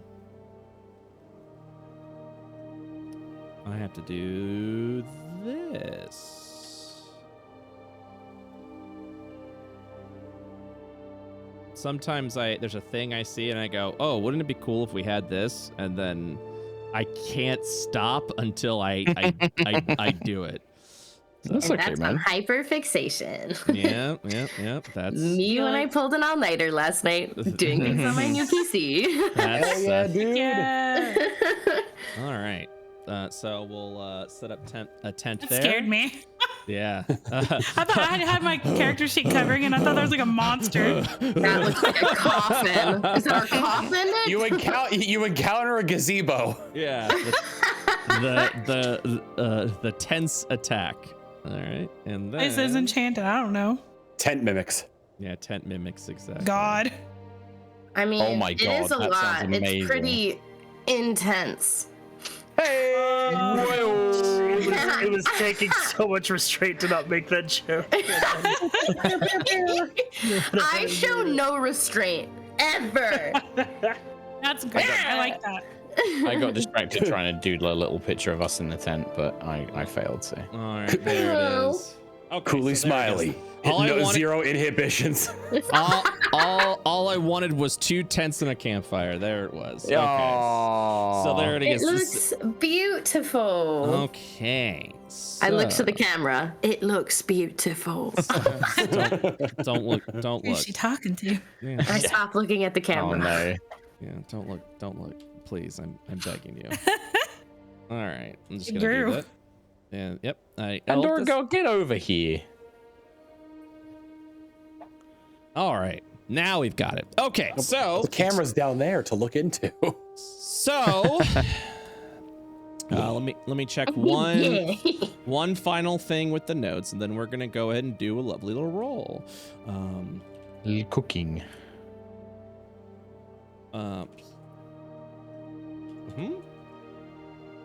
Huh? Also, as just a role-playing moment, Pandora's also getting all of her crystals out to charge them tonight. That's just for the witches in chat. Nice. All right, Gloria would probably help you. Gloria would probably be like, "Oh, if we set this one here, this should capture sort of any magical essences, but and sort of aid you with wizard knowledge." So, Ribeye. Also, depending on other things that are happening within the camping area, aka those roles that you guys were doing, were not only story elements, but kind of like the best way to describe it, it's the vibe of the camp. If things are going well within the campfire, if things are, inspiring and motivated, for example, Pandora playing her music, everyone kind of dancing around the campfire. Ribeye, you'll have a lower DC to contend with when it comes to cooking the meals that you attempt to cook. Heck yeah, dude, good vibes. Critical failures, just so you are aware, ruin the meal and ruins the credits that you put to actually experiment around with it. Lower, if you don't meet your DC, that's okay. You still make enough food so that everyone is fed throughout the next day, and you just miss out on the buffs, and that's the only thing around that. So, I'm just gonna move that right there. Ribeye, if you could please do me a favor, as you continue to cook around. Are you willing to spend 50 credits to experiment to try and learn a new recipe? Yes, I actually don't think I have that money, so I'm gonna have to probably. You have 483 credits on you. Never mind then. Cool. Yeah, I'm gonna do that then. I'll spend the money. Okay. So with 433 credits now in your pocket, go ahead and now do a cooking check with your cooking tools. Is this a disadvantage? Nope, it's just a normal roll. Oh, neato. Okay. Perfect. And now I'm going to go ahead and roll one of these and see exactly what you learn. So, or the campfire's going to roll one of these, I suppose. Okay. Mighty campfire. What do you reveal? All right. So gazing intensely into the campfire to learn a new recipe. All right. So you have indeed learned a new recipe, specifically one of studied improvement. So meals that you cook will provide a +2 ability score bonus to your highest ability score for the next day. The meal. Oh, nice. So everyone gets a +2 a bonus to their highest ability score the next day. Tell you, which like strength and that's amazing. Whatever is your highest ability score that increases by 2 the next day. If they're tied, Brett. So do we need to do that manually? Is what I'm asking. Gotcha. You choose. No, I think I'll do it for you. Yes. Okay. So let me go ahead and scroll through here real quick. So, yeah. Mine are tied. Yeah, I could do it. Gloria, what would you like to increase what ability score would you like to increase? I think I'm going to base it based on the events of what just happened, and because her magic failed and then she was carrying the team, like she was picking everybody up. I think strength. Just because like that seemed like she felt that was when she was her most useful. So I think that maybe that would go up. Okay, I'll change that for you. Your strength will be an 18 until the next camp. Pandora, you have I see 15 and 15. Dexterity or Constitution. Yeah. What would you like? Dexterity, please. Okay, so 15 to 17. Very dexterous, I'm a little ballerina. So this is a very studious there. Kagami, you have dexterity and wisdom. What would you like to improve? Dexterity. Okay, 16 to 18 dex. Very good, very good. Vidalia, you have dexterity and wisdom are tied. Yep. What would you like? I think I'll pick wisdom just because I've been learning about crystals and all kinds of stuff, and I'm trying, okay. Your wisdom expanding my knowledge. Your wisdom will increase by 18. And then Ribeye, what would you like? Your charisma. No, never mind. You have one thing. You are the only one in the party with one thing. Ribeye's charisma is now up to 20.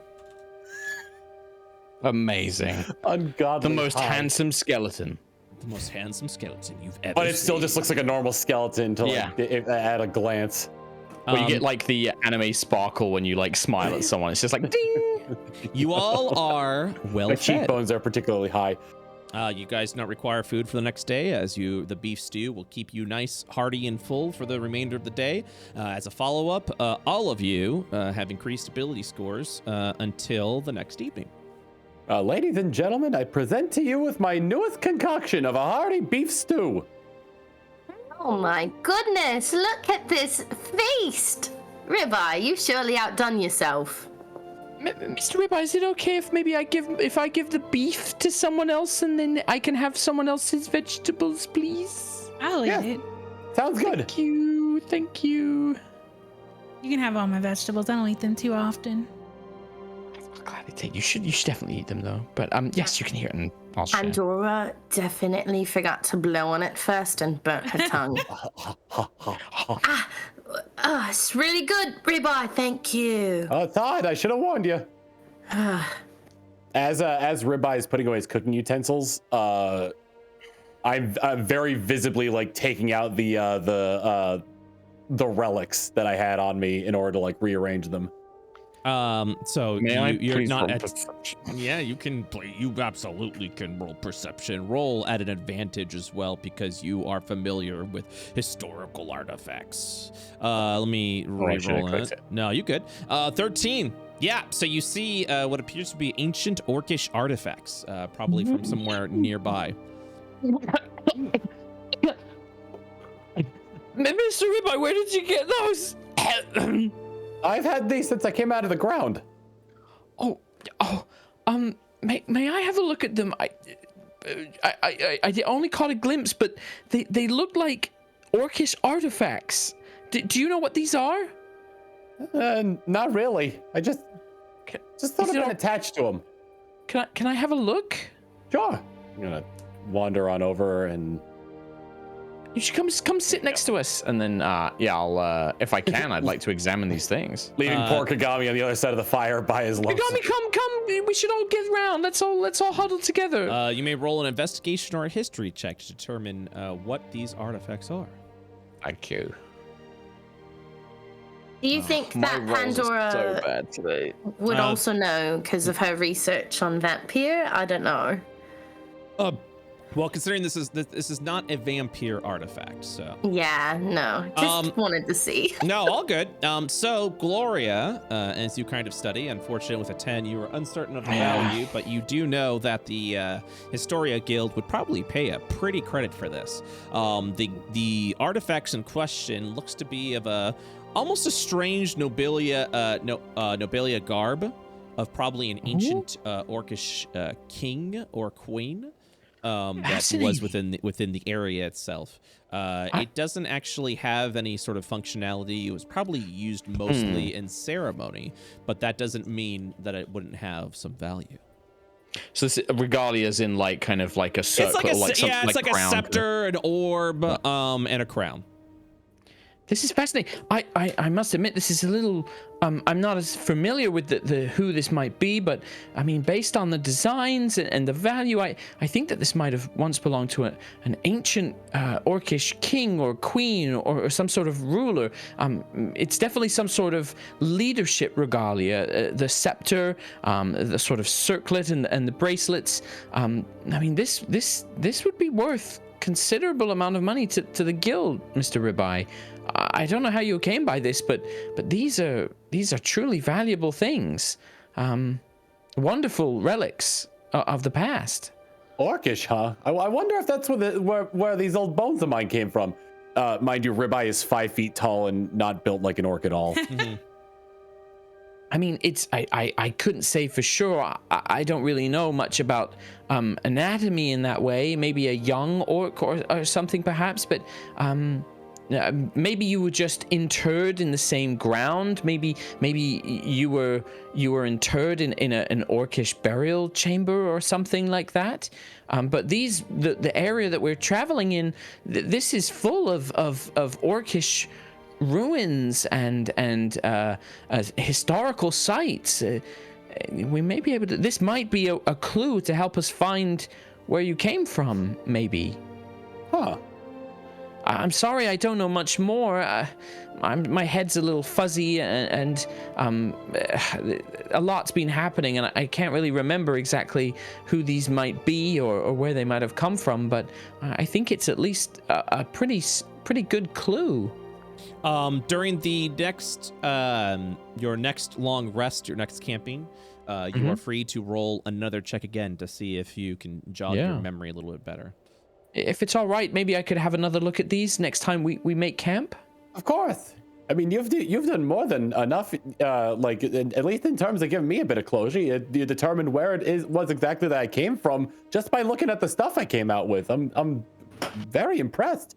Oh, well, I can't say exactly where, but I mean, it's definitely, there's a lot of ruins here. That's what the guild that I was sort of attached to, we were investigating, is all these Orcish ruins of this ancient Ion history.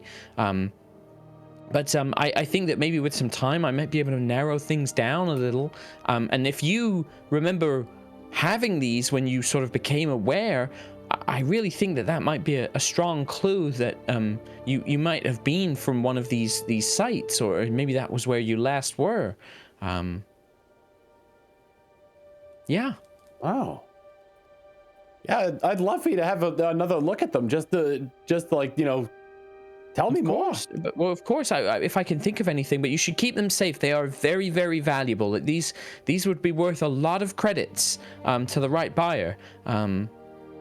I don't know exactly how much, but I mean, I've seen very similar things, and they were taken away by the heads of the guild, and they were spoken of in hushed discussions. I know that they are valuable, but just not exactly how much.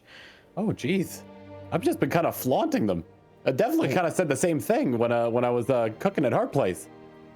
Oh, well, you should definitely try and keep them safe. People, unfortunately, not everybody is as nice and trusting, I'm afraid. Oh, geez. I think I never showed them the slim. All right, I take them back and place them in much more carefully than I have in the past back into my backpack. Okay. Thank you very much, Gloria. You're welcome. You're most welcome. I'm glad that I could help a little. Does Mr. No, go on. Mr. Kagami, I appreciate that we all kind of speak quite a lot, and you seem to be the cool, mysterious, silent type. But I've never seen anybody fight like you. Is that a particular style, or did you travel from someone? Did you learn that style of fighting from somewhere? It was almost you could conjure illusions around you. I've never seen anybody really fight like that, apart from similar eldritch knights like myself. Well, I learned how to fight in a monastery of monks. They taught me how to use the sword. Oh. That's also why I'm a wanderer. But as far as the illusions go, well, that's something special to just me. Oh. That does sound mysterious then. I always wished I could be a mysterious type, but I can't seem to shut up. I like you just the way you are, Pandora. Say you have mystery, the whole, my parents wanted me to be the best, and being so graceful, and a dancer, and a singer, and a musician. I think that's mysterious and cool. I still have a lot to learn about you. You haven't said everything.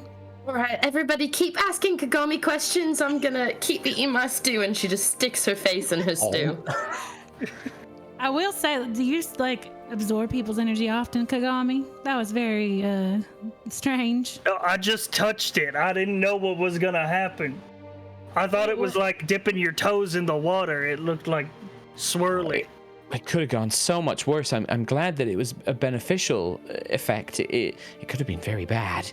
You said I might explode. I don't know how beneficial that'll be. I hope not. But I mean, he exploded or something. I think maybe perhaps I wonder we maybe don't run into danger like that in the future. Well, you know what? We probably won't, I'm sure. We'll just keep an eye on him for weird blue glows like exactly. the ogre had in the past. I am almost certain we will run into more danger the further we go. You're so wise. if we find any more sort of effects like that, I can sort of identify them. If you just give me a few minutes, I can maybe get at least an idea of what they might be about before we go touching things. But if you want to touch things, that's fine. My sword would do anything. You know, I figured it reacted to people because it's like magic or whatever. Well, you did kind of submerge yourself in the energy. Well, it looked like it anyway. Well, I had to get up there to touch it, you know? And they do say that the sword is an extension of oneself. Yeah, especially with your abilities. They do. Maybe that's why.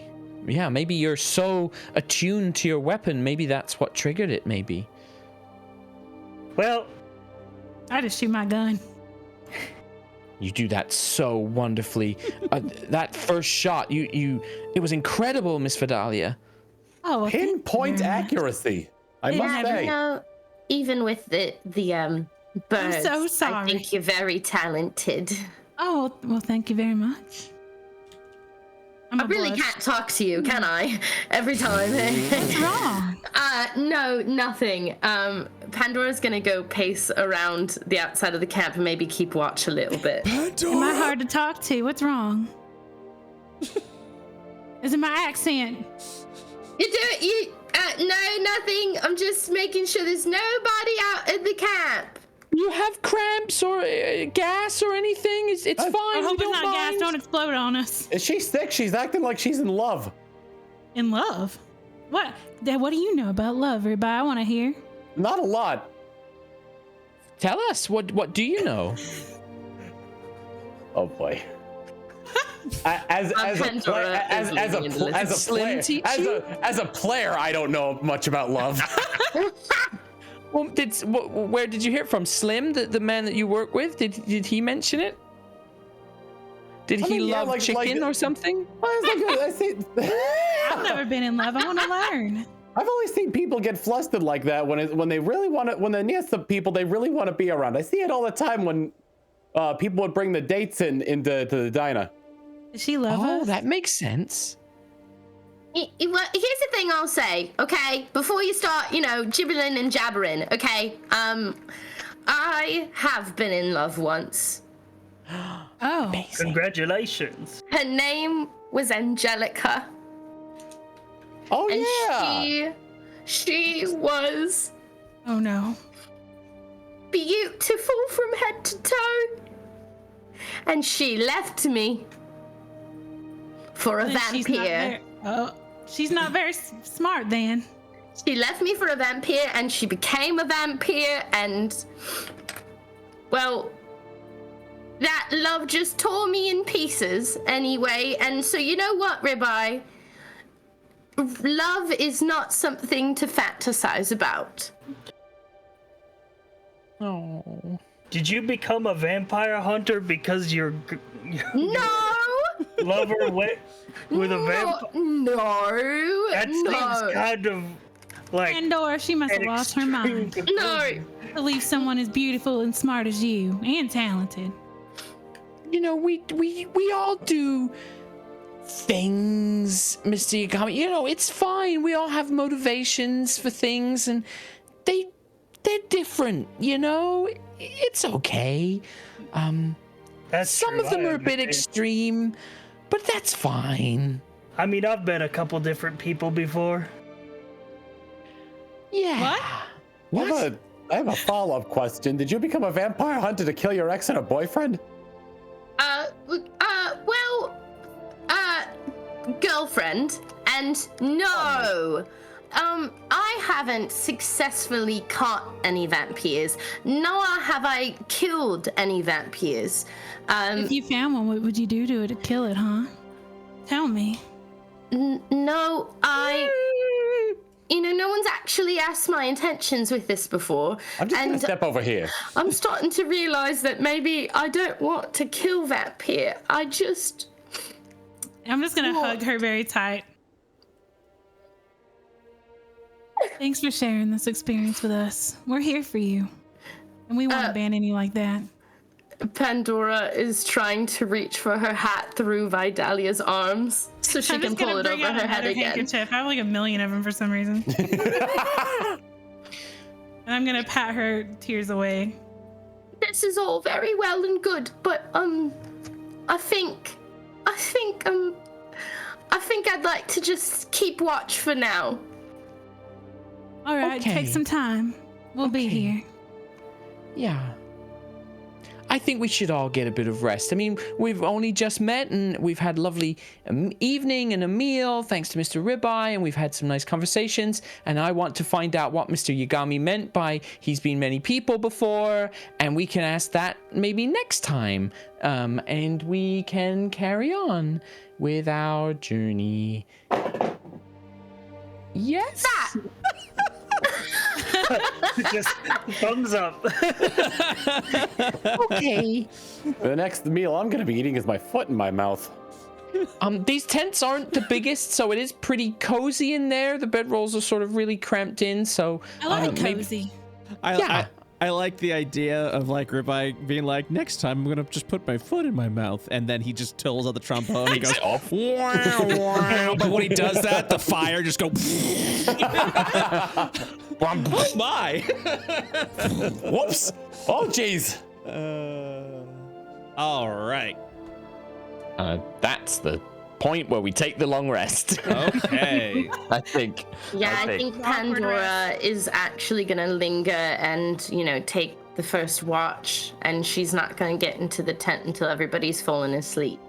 That sounds good. As the fire begins to die down. Okay. Also, As an RP note, Kagami sleeps on his back with his straw hat pulled down over his face because he sleeps in his changeling form. Oh, cool. We would I see love that. You're in the other tent. all right. Everyone has successfully completed a long rest.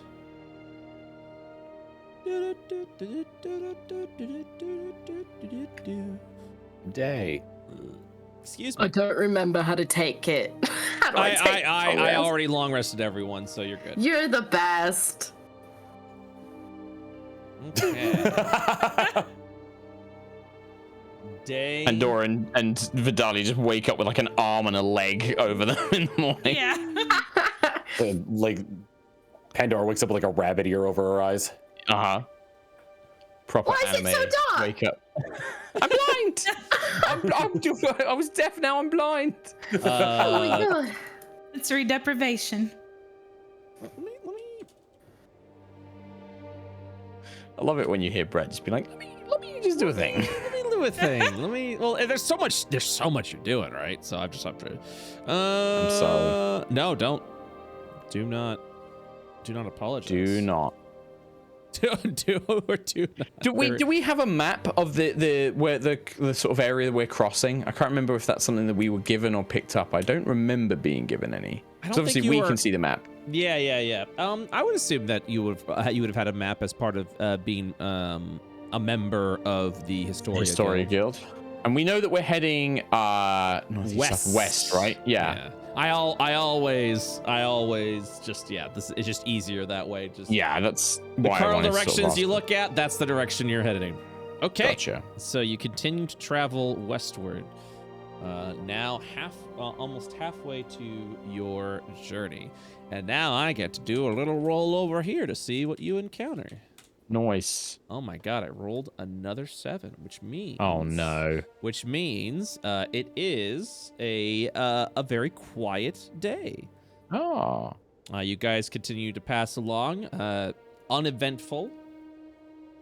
As evening breaks again, your second day's travel is very much uneventful. Unfortunately, that does mean the buff that you gained will immediately be dropped, but you would camp again. Is there anything particular you'd like to do? I know you guys just had some camp RPs, so I didn't know if you wanted to go back and do another camp RP. I will say, I think that don't tempt me. Pandora has been the most silent during this day Aw. than she's been before. I think I'd leave her to it. But Gloria would definitely like to take another look at the historical relics and also maybe get the map out, because I'm seeing that there's a lot of these ruins around, and if I can get more info about the relics, I might try and see if like there's a direction we could be heading in for like to help Ribeye or something. Oh yeah, I mean, if you definitely want to start going in that direction, you're free to do that. So with with another campfire set, you begin to study the ruins. So once again, study the artifacts. History or investigation check. You may do so now at an advantage because you have had a chance to study this before. Shift click. Yep. All right.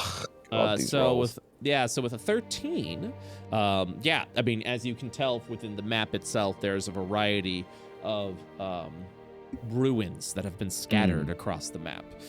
You do believe with your map when it comes to regalia, you do believe that you can find an area where some more of like the orcish, what is best described as like the nobles district, the royal district for the orcs is located. And it would be over to the north if you ever do wish to travel and explore that to try and get some more information of where you'd like to go. That one little sort of north of us to the west of the town. It's gonna be another day. It would be a day's travel away from where you are going. So you would be adding more travel time as you headed over to the west if you did want to take a detour in the next day.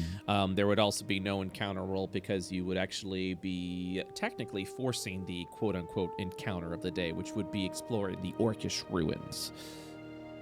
Well, I think looking at the artifacts that Mr. Ribeye has and consulting my map and notes in the Historia Guild, I think I've located a noble district or a sort of royal quarter that these sort of artifacts might come from. It is a day to the north, I think, but I mean, it might be where Mr. Ribeye's bones came from. But it would mean an extra day of travel. I think I can't make that decision, but I thought that you should all know, and especially you, Ribeye, that this is where it is. Maybe we can go on the way back or something. That'd be the best, honestly. Yeah? Yeah, go on the way back. It's important to know where you come from. Well, I'll mark it on the map, and then if we want to do it on the way back, we can make our way there. That's fine. I'll happily go with you. I mean, this is sort of what I came here for, was to research and find out more about the past. And so yeah, I'll happily go with you if that's what you want to do, Ribeye. I feel like it should be your call whether we go now or later. We can go later. Okay. We've only got so many supplies. I think we should try to get over to this light. Yeah, this light as soon as possible. Yeah, we did make a promise. My past ain't going anywhere. Sure. Okay. Well, at least we know now, right? So. Yes. That's true. You're a skeleton. You'll probably live forever. Well, unless you get like crushed by an ogre. It's true. It's true. Knots. So, what's the general demeanor of the camp this evening? Pandora seems to be especially quiet, as music does not fill the campground as it once did before. I see Gloria has approached Pandora. Yeah, I don't want to dominate the RP though, so I was like hoping that other people would want to do stuff. I have a question. Yes. Brett. Yes. About blacksmithing. Mm-hmm. And how I would start to do it along our journey. Okay. Ooh. So along your journey, let me go ahead and check something real quick. oh yeah, I wanted your blacksmithing abilities. Sorry, someone was at my door.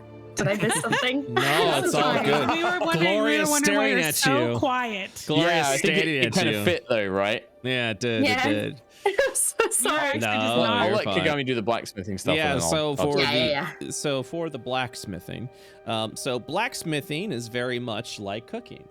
You can go ahead and experiment around by paying a material cost, and begin to slowly learn recipes over time. Everything's a big old gamba, essentially.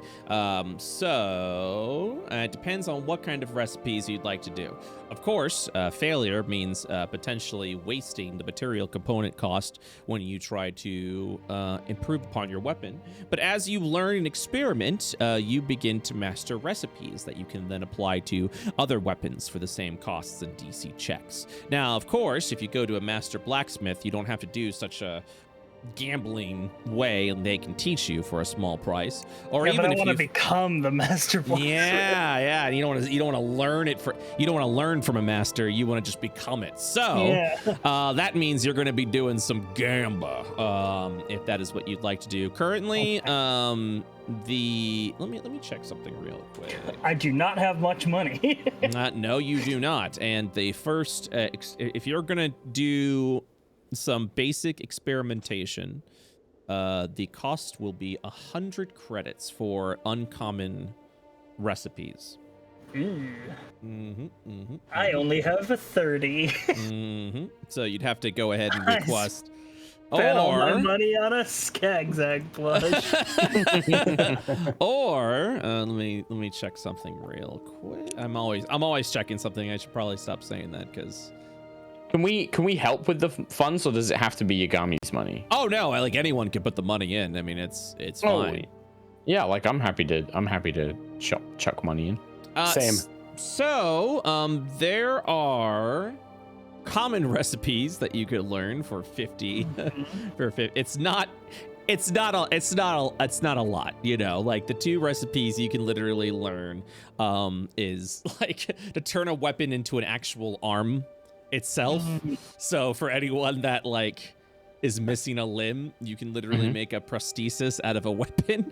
The next thing is giving a weapon a permanent light fixture that can be turned on and turned off. Those are common enchantments that you can learn for 50 credits as you experiment around. For uncommon, which is now 100 credits, let me double check here real quick. That's where you can start learning things like, for example, turning a weapon into a +1, which is always fun. And of just a variety of like different bonuses and creations and buffs. Since you're handling with weapons that are made of common material, you can apply 1 uncommon effect to a weapon. But again, it is a gamba, so it is going to be 100 credits if you'd like someone to pitch in. Gloria currently has 350 credits, since Gloria mentioned tossing in some credits for the go. I would really, well, I guess like maybe I'm not. Yeah, I guess this is before I move to Pandora. I'm just like unpacking the blacksmith kit, see all the I like the idea that you could attach a tactical flashlight to a sword. Yes. Now, the one thing I do want to let you know about is that if you are working with mundane weapons, which means weapons that have no magical or effects upon them, critical misses will destroy the weapon. So, but once an effect is applied, critical misses will not destroy the weapon because it is magically infused. You essentially remove that. But with mundane weapons, you can do that. You also have the ability to craft mundane weapons at a cheaper price. Gotcha. But you must choose one. Would you like to create a mundane weapon or experiment by trying to learn some uncommon recipes? Well, I would like to experiment, but I'm gonna need some more material. I can help, and you, if I would love to get some improvements to my sword, maybe. I'll definitely help too, because I was gonna ask for your strength in blacksmithing. I need some more arrows. Well, let's get to experimenting. So you can do 1 experiment per day.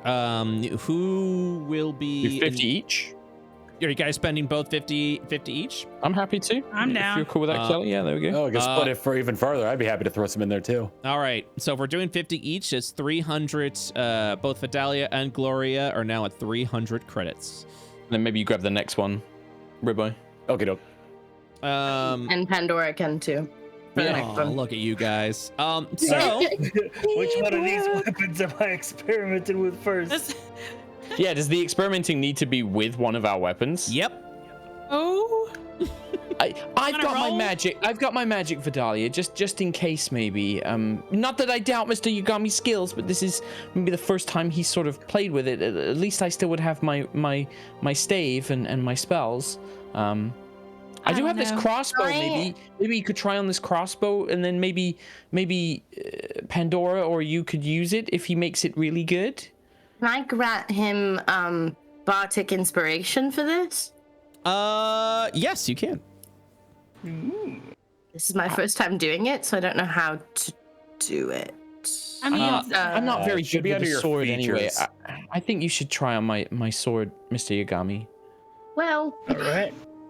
Yep, that's exactly how it works. So you don't It's take Kagami, by the way. you don't I don't take, know why I keep saying that. What are you saying? I think I'm saying Yagami.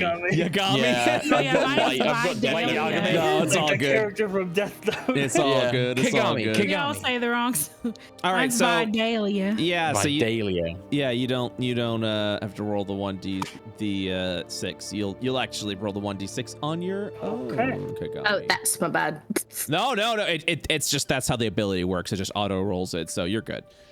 That's not your bad at all. That's Foundry's bad, if anything. Yeah. Fuck you, Foundry. I'm sorry. Yeah. No. Okay.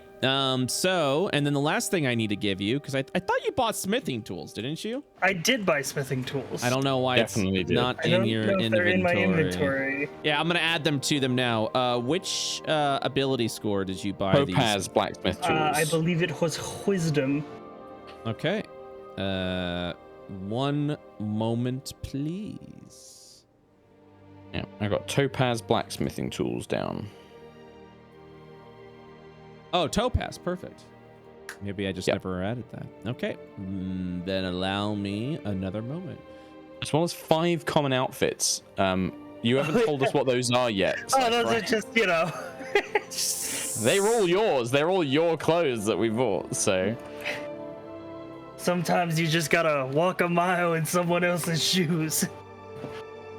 it's just like a Hawaiian shirt and like a turtleneck jumper and stuff. All right, let me apply that there. Has the pacing been good for you guys? Hopefully, I'm not taking too much yeah. of you. Okay, It's a lot of fun.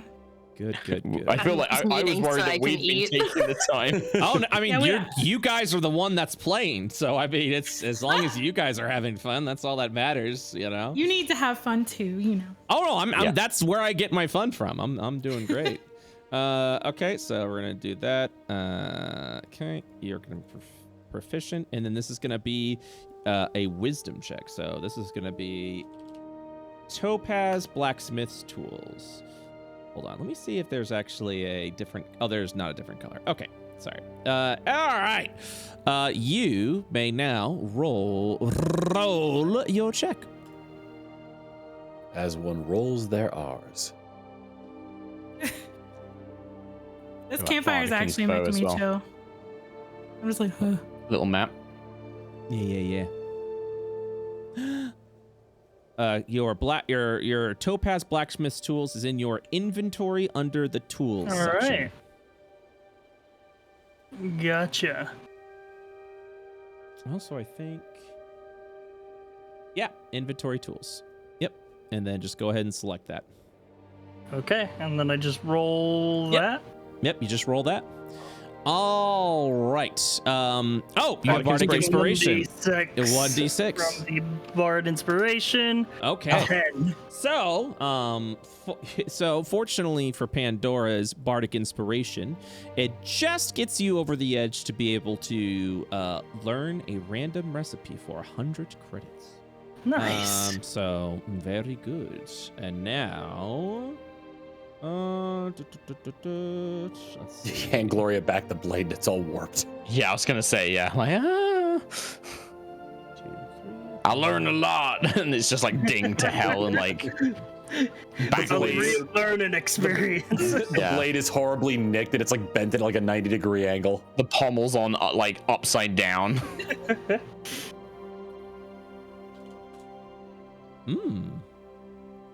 That's good. Mysteriously, there's another blade like coming out of the side of the blade.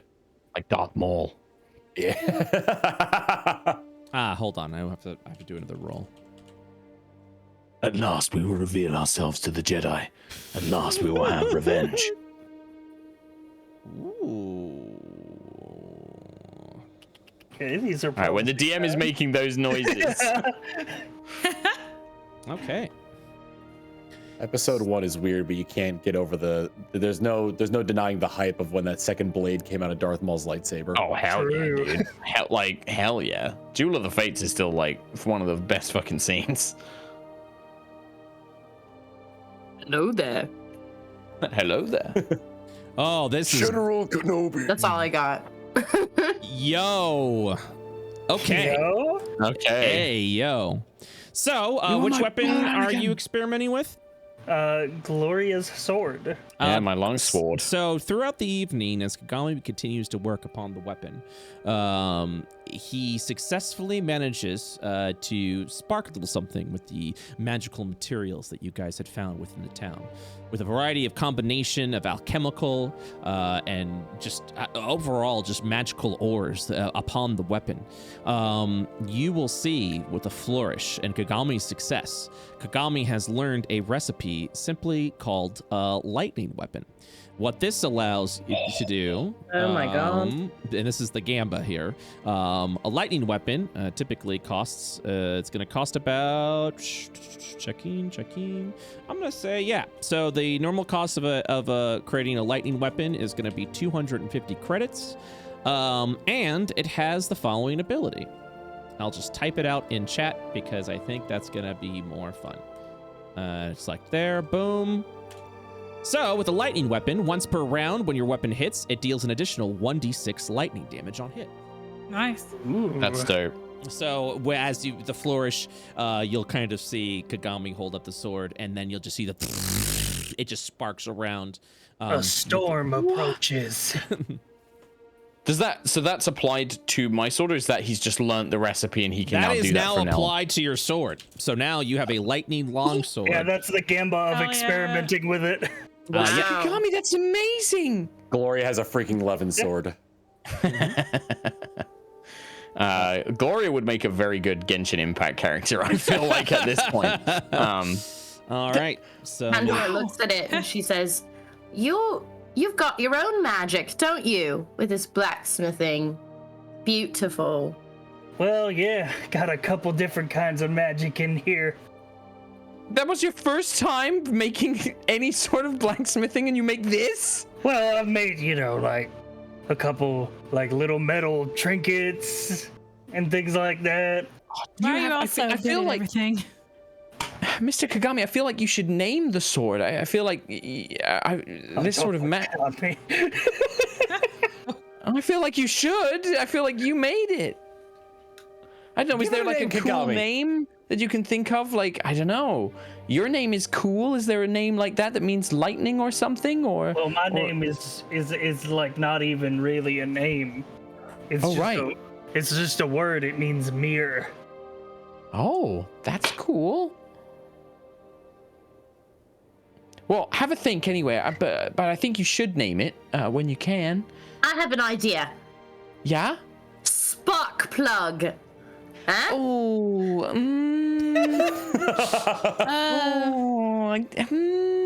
I mean, You think on it. Maybe. You think on it. You let me know. Yeah. Pandora suggested spark plug. This kind of came to my head, Uh-huh.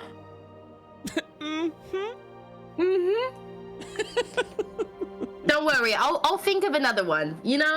I'm full of ideas, just in general. Yeah. Maybe you could workshop it with Mr. Kagami a little bit. Just throw some ideas around together. See what sticks.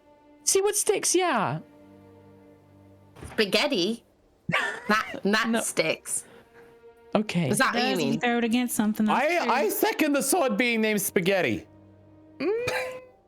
Spaghetti. Spaghetti. It sticks. All right. Well, I'm gonna regret this. I'm leaving it to SciFri. He made it. All right. I will name this blade Inazuma. Oh. Can you spell that for me? Nice too. Yeah. It's a word that means when lightning strikes the ground. Oh. Bit on the nose, isn't it?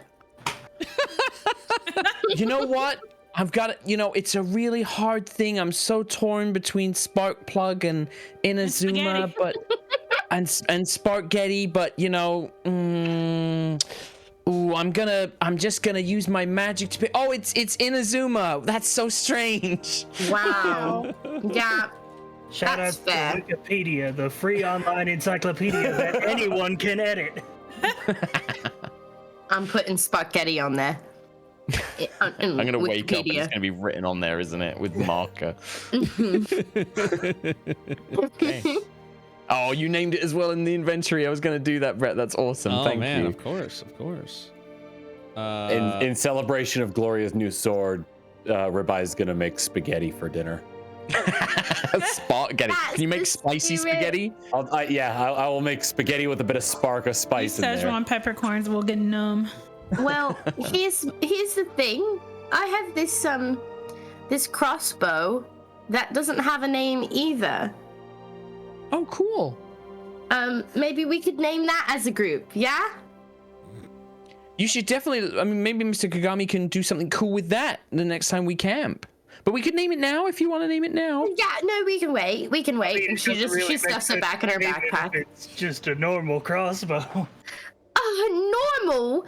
I found it on the street. It's better than normal. We could call it refuse. It's traveled. It's well traveled. Well, they say one's It was destiny that she came across that crossbow.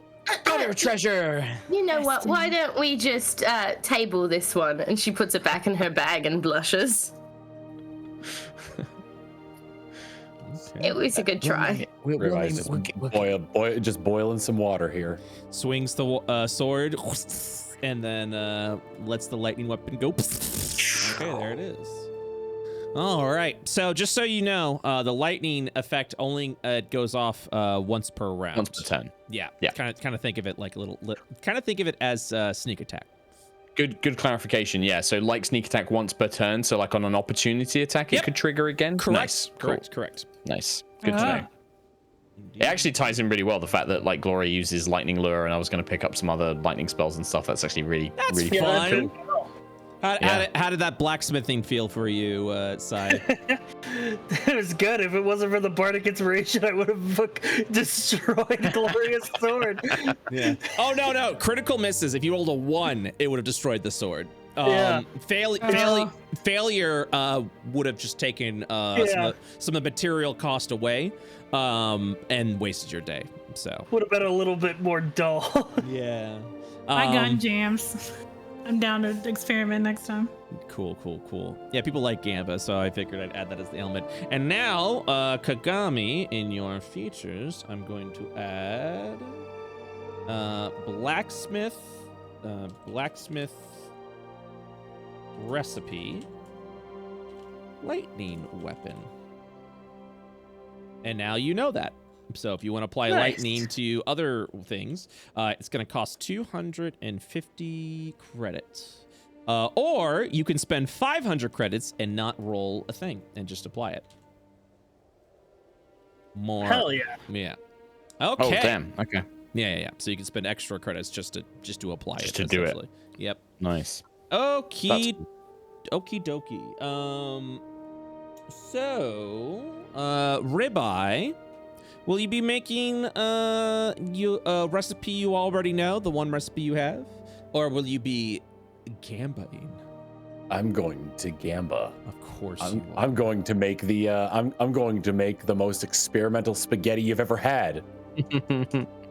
I'm boiling Gatorade for the water. Oh boy. Go ahead. Don't be freaked out if the spaghetti is blue. Okay. Go ahead and roll a cooking check, please. Oh, very good. All right, I'm gonna roll. Nice. We did it. Nice. We did it. All right, let's see. 1, 2, 3, 4, 5, 6. Oh. Okay. You have learned the recipe. Advantageous. You may choose for the next day one of your D20 rolls to roll at advantage. Mm. Is that all of us? Darn good. That's all. So we just get we get a free everyone. advantage once per day. Yep. Until we rest. Until you rest. That is correct. So you And effectively. that's, go on. I'm sorry. So that was one advantage per for the day. For the day. That is correct. Okay. It's like an inspiration point, I guess. Yeah. Except you have to decide when you're rolling an advantage instead of an inspiration point where you get to I'm gonna re-roll this. Right, gotcha. So you have to say it in advance. It's like core inspiration that you have to say before you roll. Yeah. Exactly. But you have learned the cooking recipe advantageous. So there you go. Another 50. Excellent. Another 50 credits deducted from your account. You are now at 3. Oh my God, math, help me. 383 credits. Beautiful. I present to you my latest dish, spaghetti vantaggio. Oh my God, fancy. Oh, spaghetti. it sounds so fancy. I'm blessed. I feel blessed. There's meatballs in everyone's except for Gloria's, who's got carrots in hers. Nice. She's very happy. Okay. Cool. I have applied all of that. Very good. How are you enjoying the cooking, Tom? Are you liking the random elements? Yes, it was very fun. Okay, good. Awesome. You have now learned the recipe advantageous. Very good, very good. Spaghetti advantaggio. Spaghetti advantaggio. That's what Tom called it. Yeah, that's what Tom called it. Oh, is that what you said? Oh Yeah, my God, I get it. Spaghetti vantaggio, which is Spaghetti advantage. vantaggio, that was it. Yeah, Oh my God, just advantage in Italian. Amazing. All right. Is there anything you guys do during this evening of camping? I know Cooley's got to shoot soon, so I don't want to do too much. I think Pandora is going to keep watch again. I think every time that her spark shield kind of simmers out, she feels a little bit more on edge. So she wants to make sure everybody in the camp is safe before we all go to bed tonight. Okay. Oh. Pandora, I can take one of the watches. I don't need as much sleep. Yeah, that's okay. You can take it in a little bit. Okay. Okay. Gotta watch out for the vampires, you know. Go get him. Yeah. I think that Gloria will stay awake until Pandora does come to bed. And as they sort of all get into the tent together and stuff, and the bedrolls are kind of she kind of falls onto the bedrolls, there'll just be a sort of soft it's okay, we can look after ourselves, and just sort of wrap her blanket sort of over Pandora as well, and sort of try and be consoling and sort of it's okay. Oh, thank you for the wrap. Thank you.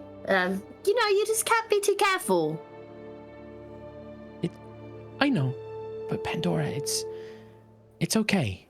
Whatever's going on, or if there's something that's you're worried about, we'll be okay. I think we really look out for each other really well. No, I'm just, I don't let people know my feelings often. I'm just a bit embarrassed about the other night. I just need to, forget it even happened. No, you don't. It's okay. We all, I was so useless in that fight the other day, but you all were fine with it. You all were really encouraging, and it's the same for you. Please don't feel embarrassed. I don't think any of us, I think all of us want the best for each other. I was thinking about your fight the other day, and I just thought that I failed you a little bit because I could have used my abilities to make your abilities work better. And so I hope that in the future I can raise you up the way that you're currently trying to raise me up. You know? Just want to be a good friend, and I know that that's what you want for the rest of us too. It's okay. I think we all have that for each other, and I'm really grateful that we met you, and I'm really glad you're here. But I worry when you go out there by yourself and you sit watching camp. I worry. It's okay. You know, I'm a rift elf. I'm used to being out by the stars. This is just me. Okay. Good. And you know, my crystals are charging. Look at them. It's a full moon. I'll come to bed soon. Okay. All right. So with that, everyone returns. Everyone also long rests again, which I think the only one that actually used an ability was Pandora. So I'm just going to go ahead and do that to Pandora. Take my ability away. And do it. All right. Another evening passes, uneventful in these quiet nights. The evening will pass, and you all will continue your travels. Lovely. Okay. Boo-hoo. So, okay, ignore that. And what was that? The light! Don't worry about it. It's Kagami exploding. Oh no!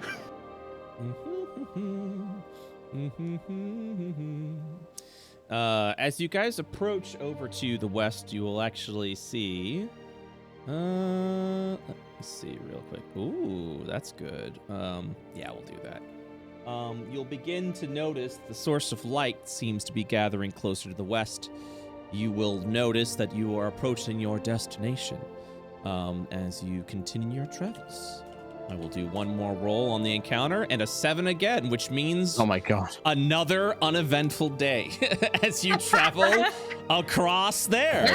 Random travel event. Yeah, so I rolled a 7, a 7, and a 7. The storytelling is immaculate. For each of that, it's the dice have Clearly. decided. Nice. You know, this has been a really nice trip. I'm enjoying myself the game on this. I told you we wouldn't fight anything else. Exactly. The destiny is just for us to have a wholesome camping trip and be friends. Yep. Rainbow. I wouldn't change that. So Journeys of self-discovery and bonding. So evening passes again, but the good news is that you all still have your advantage for anyone that wishes to do more crafting during your camping for the third and final night, as you believe that this is the final evening before you approach where everything's going. I'm gonna use my advantage to play the best campfire song that we've ever heard so far. Ooh. Go ahead and spend that and roll your performance at advantage with a shift click. Alrighty, Tati, lefty, Lucy. Hey!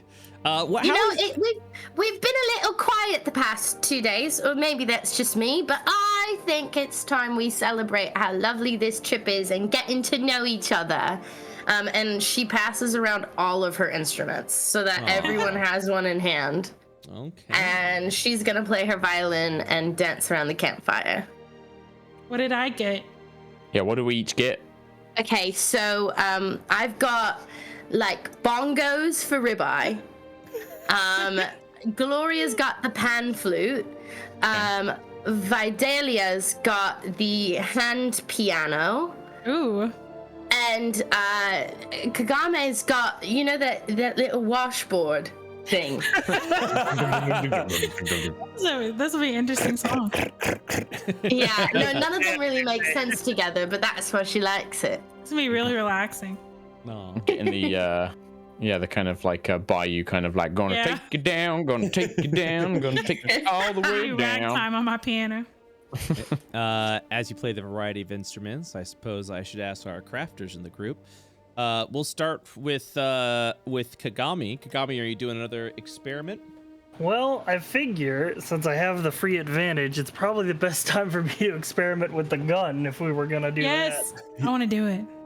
That'll be another Hundi credits. Who will be footing the bill? I'll help with 50 of that. Same here. Thanks, guys. Oh.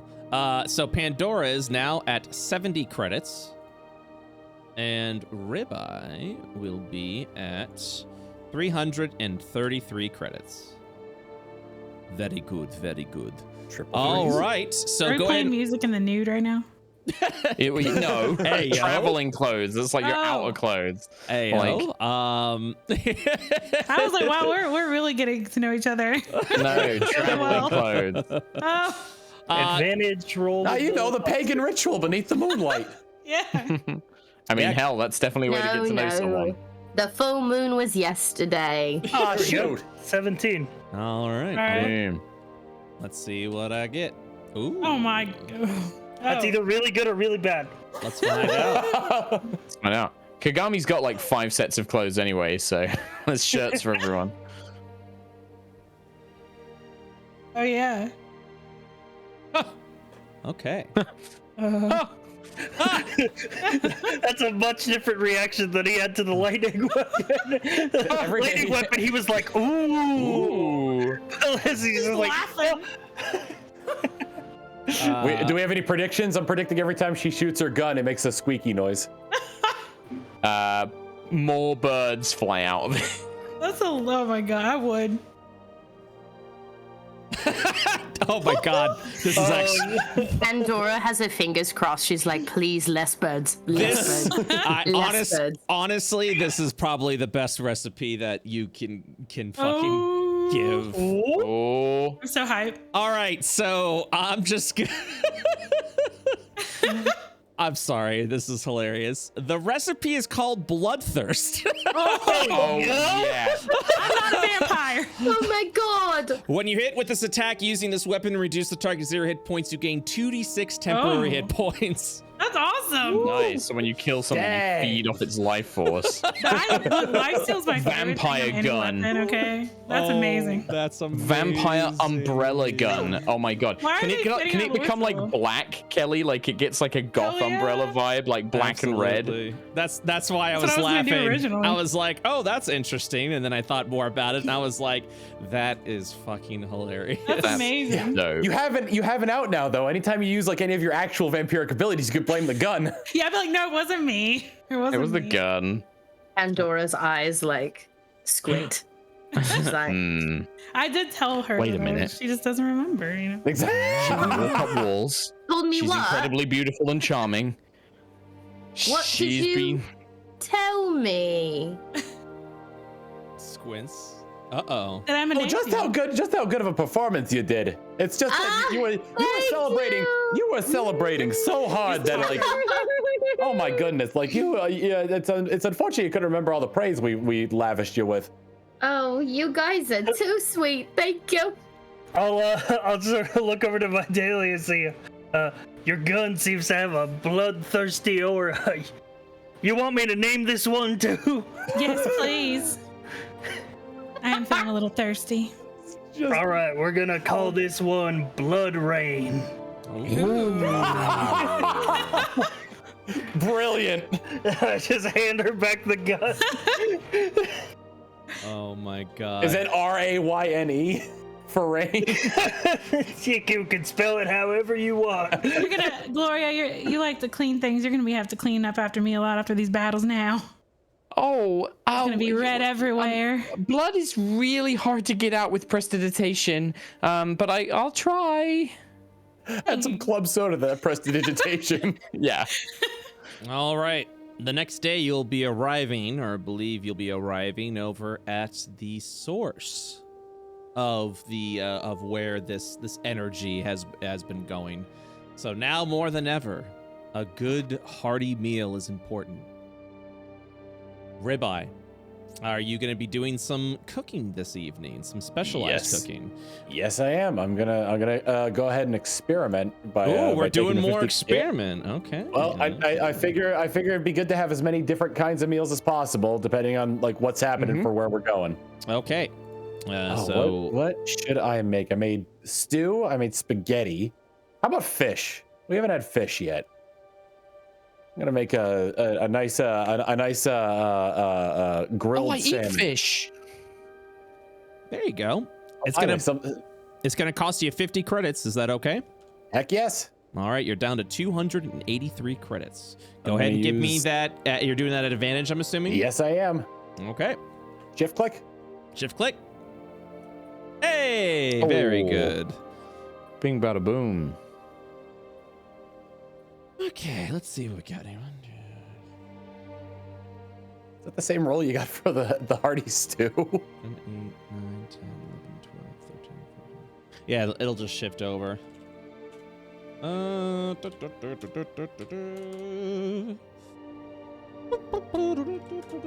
last 3 rolls for these foods were 63, 69, and 62. It's been one of those games. Okay. Oh, we pondering. I am pondering. Okay. So you will get a restful meal. This grants you short rests, where you heal your using your hit dice to heal. You have 50% more hit dice to heal with. So, for example, let's say you had 4 hit dice, you now treat it as if you had 6 hit dice when you're healing yourself using a short rest. We still scroll down, which means your 3 hit dice becomes a 4 hit dice. When using short rests, when you spend hit dice during short rest to heal. So you get another pool of that, essentially. Gotcha. So you got restful meal. So everyone is restful. You now have 3 cooking recipes. Nice. What should I name this one? We're getting strong. It's fish something. Restful, sleepy fish. Yeah. Restful fish. Some vibe. Ladies and gentlemen, once again, I present your meal, a good night salmon. Oh, I love fish. I don't know where my accent went. Hold on. Pandora. I love fish. Thank you. Are you Be very better welcome. with some batter and some chips. Yeah, that makes sense because that's where my accent's from. Yeah. You are a delight. All right. You consume the lovely fish. And is there anything else you guys like to do this evening before you take another long rest? You want to look at those artifacts? I can give it another go. Yeah, I can do. Hey. I was gonna kind of like throw it over to everybody else because I do feel like I've done a lot today. Go ahead and do an advantage on history. Advantage, mystery. All right, 16. A little bit better. Continuing to study the artifacts, you find that if you were to sell them to the Storia Guild, you will be able to acquire 2,000 credits. Okay. Well, I don't really have any more information, but I think I seem to remember something. Very similar artifacts to this were worth about 2,000 credits, so a pretty substantial sum, to be honest, Ribai. Definitely. So that is a lot. Okay. Yeah, absolutely. I mean, we're getting paid about, I think, 2,000 credits for this whole adventure, I think. Yeah, we are. Sorry, I was eavesdropping. I was eavesdropping. My bad. So even if we fail, we still have 2,000 credits to work with. No, these are yours. You know, these are your personal thing. But I'm just saying, it's a lot. I don't know how money works, to be perfectly frank. Oh, it's very strange. But you know, if you want something, you buy it for credits. and I'm sure there will be things you want. You could buy books of recipes and ingredients, and I mean, 2,000. You might even that's a pretty substantial amount. You might be able to start your own kitchen or something like that, maybe, or a small store or a stand or something. Ribeye, the curse of being a skeleton once again. If Ribeye could show the emotion, he would. But at hearing that, like, definitely like attention is more like like perked up. Are you like okay? More attention. You've gone very quiet. Opened my own restaurant. Kind of looking down at the food that he's been creating here. I mean, it's really good, and I mean, I don't think you could get a big place for 2,000. I mean, I don't know. My own knowledge of money is a little hazy. Brett, is how much is? That's a lot of credits. No, it's like 2,000 gold in D&D. It's a lot of money. Okay, it's life changing.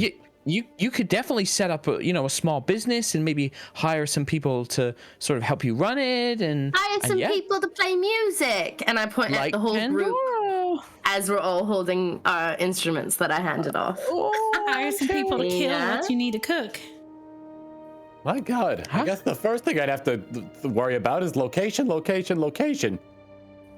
Absolutely. And I mean, if you have these relics and then you get your share of our payment, that's even more. You could do a ton with that. You could really put some marketing out there and get people to come. I mean, the fact that you're a skeleton, I think, is already a huge selling point of a restaurant if you were to set one up. I mean, the skeletal chef, I think people would love to come and see that.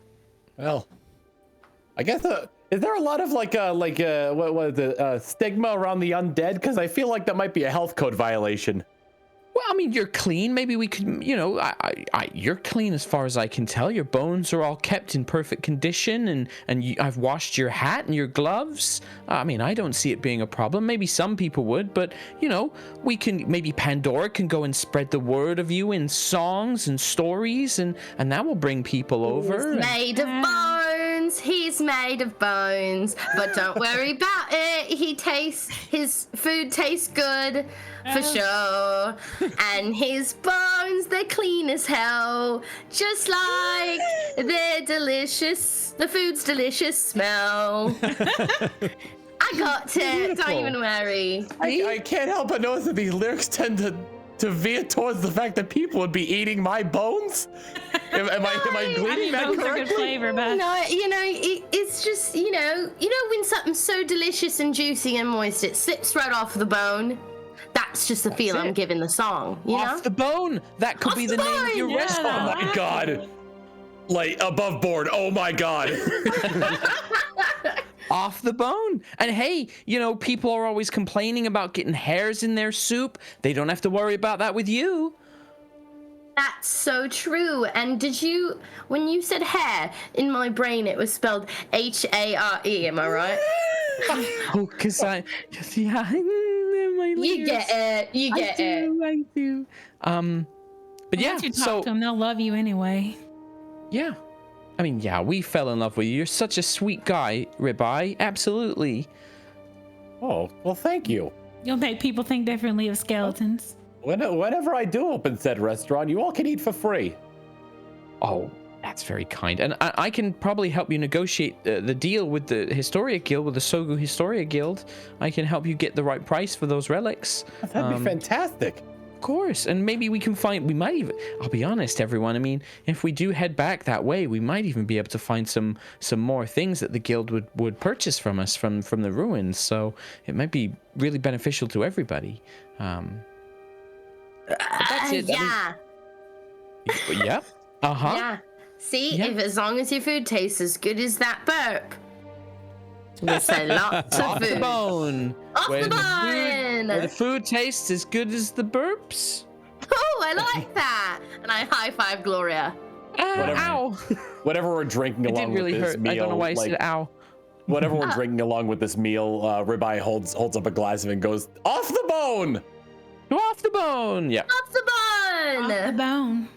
As you guys cheer and celebrate, you enjoy good meal and good drink before all of you head off to your respective tents and go back to sleep, or go to sleep rather. After a long rest, you pack up the camp and continue your travels for one final event that happens before we wrap up today's session. So, you guys will continue your travel until you arrive at what appears to be the site of where all of this energy is gathering. As you begin to walk, the air itself begins to feel heavy and energized. As you look around the sky, you'll actually see the clouds are sort of this bright hue of cyan and various blues. As you approach the source, you begin to see it gather under one point. You see off into the distance a castle peeking beyond the forest. And as you walk over to the west, you arrive over at a large river, a body of water with wooden branches and a variety of sorts that appears to be I guess the best way to describe a druidic-made bridge. However, as you approach the bridge, which arrives over to the gathering point of this, the gathering point of all this energy, a creature blocks your way. Ooh. As what appears to be some kind of living, almost like a living tree moving forward, stepping and blocking. Ooh. As the creature holding out its arms, you see that this seems to be the one that is gathering all of the energy and power, protecting over. As beyond the bridge, you will see an energy of fey blue, almost like a shield, form around the castle.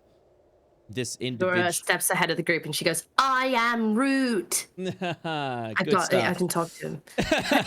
Sorry. I look at the blue light and I look down at myself and I go, "Don't explode, don't explode, don't explode." Sorry, just to continue the explanation. The creature is gathering all of this energy, the shield building around the castle, holding out its long, extended, and woody arm. And it kind of looks like it's these entwined branches for arms and hands pointed it out. The creature was looking away. It looks over towards you as you see this faint red glow within its eyes, as it lets out a harrowing and echoing yell towards you. As it does, the energy around becomes more electrified as the orbs of energy begin to manifest itself into something a little more familiar. He's releasing spaghetti! Sorry. I appreciate your excitement, guys. I'm just trying to get this out so we can finish. As you'll begin to see it form, as fey blood goblins begin to pop around. And then you hear the distant roar of the ogre that you faced before as it begins to form over at the bridge. Whatever it is or whatever is happening here, the tree-like creature seems to be guarding the way, manifesting the magic to create the barrier and protect the castle that is behind it for whatever reason. And as you look into its red glowy eyes, something seems unnatural, something seems unusual about this entity, almost as if it moves out of its own volition. And that is where we will wrap up today's session. Faewunder, thank you so much. We've traveled far. Yeah, I apologize for stopping you guys at the RP. I know that Cooley has to go, and I know 7 p.m. is our hard cutoff. I'm so sorry. No, it's fine. I just wanted to get that out by. It's fine. I also have to. Yeah, I know people have to go, so I really wanted to get that out before we did that. So sorry if I rushed you guys through to this point before. Huh? Yeah, so we can actually get there. So, all right. So since we have people that need to go, I apologize to the fan artist. I can stay for the art. I like the fan art. Yeah, I can stay for the art. Okay, yeah. Well then we'll do the fan art. I was under the impression you guys had a hard out, so I was kind of working on my scenes while we were doing stuff, so it's okay. It's fine. Okay. I honestly I'd feel more comfortable since you guys had hard outs, and I really don't want to rush through the fan art. We'll just do a bigger fan art session tomorrow to next week. Okay, does that sound good with you guys? All right. Just because I don't want to feel rushed, and I don't want to feel like you guys are like tapping waiting to stream. So I get it. Yep. All right, gang. Thank you so much for playing. I'll let you guys go. Thank you, Brett. Hope you all had fun. Thank you, Brett. Thank you, everybody. I'll see you guys next time. Bye-bye. Bye. All right, so we're holding the fan art until next week. Sorry, guys, we were trying to be pressed for time, and we had a couple people who had hard outs because they were about to stream, so I really wanted to make sure we were at a point that we could actually pause and conclude before we go out and move forward. So, yeah. So thank you guys so much for watching. Did you guys enjoy? Good session. I hope. Hopefully I'll get the voice mod working next time. Was able to catch. Cool. Awesome. Great. I'm glad you guys enjoyed. It was a good one. So before we do the usual pitches and things like that, I will be thanking everyone that subscribed today. Thank you again so much for playing and watching. So what do I have for you guys? Oh yeah, it was right over here. So gang, I wanted to go ahead and announce something. For you all, if you have been considering supporting our Patreon, now is the perfect time to do so, because we have just announced a brand new project over on the Patreon that I think all of you 5e fans would enjoy.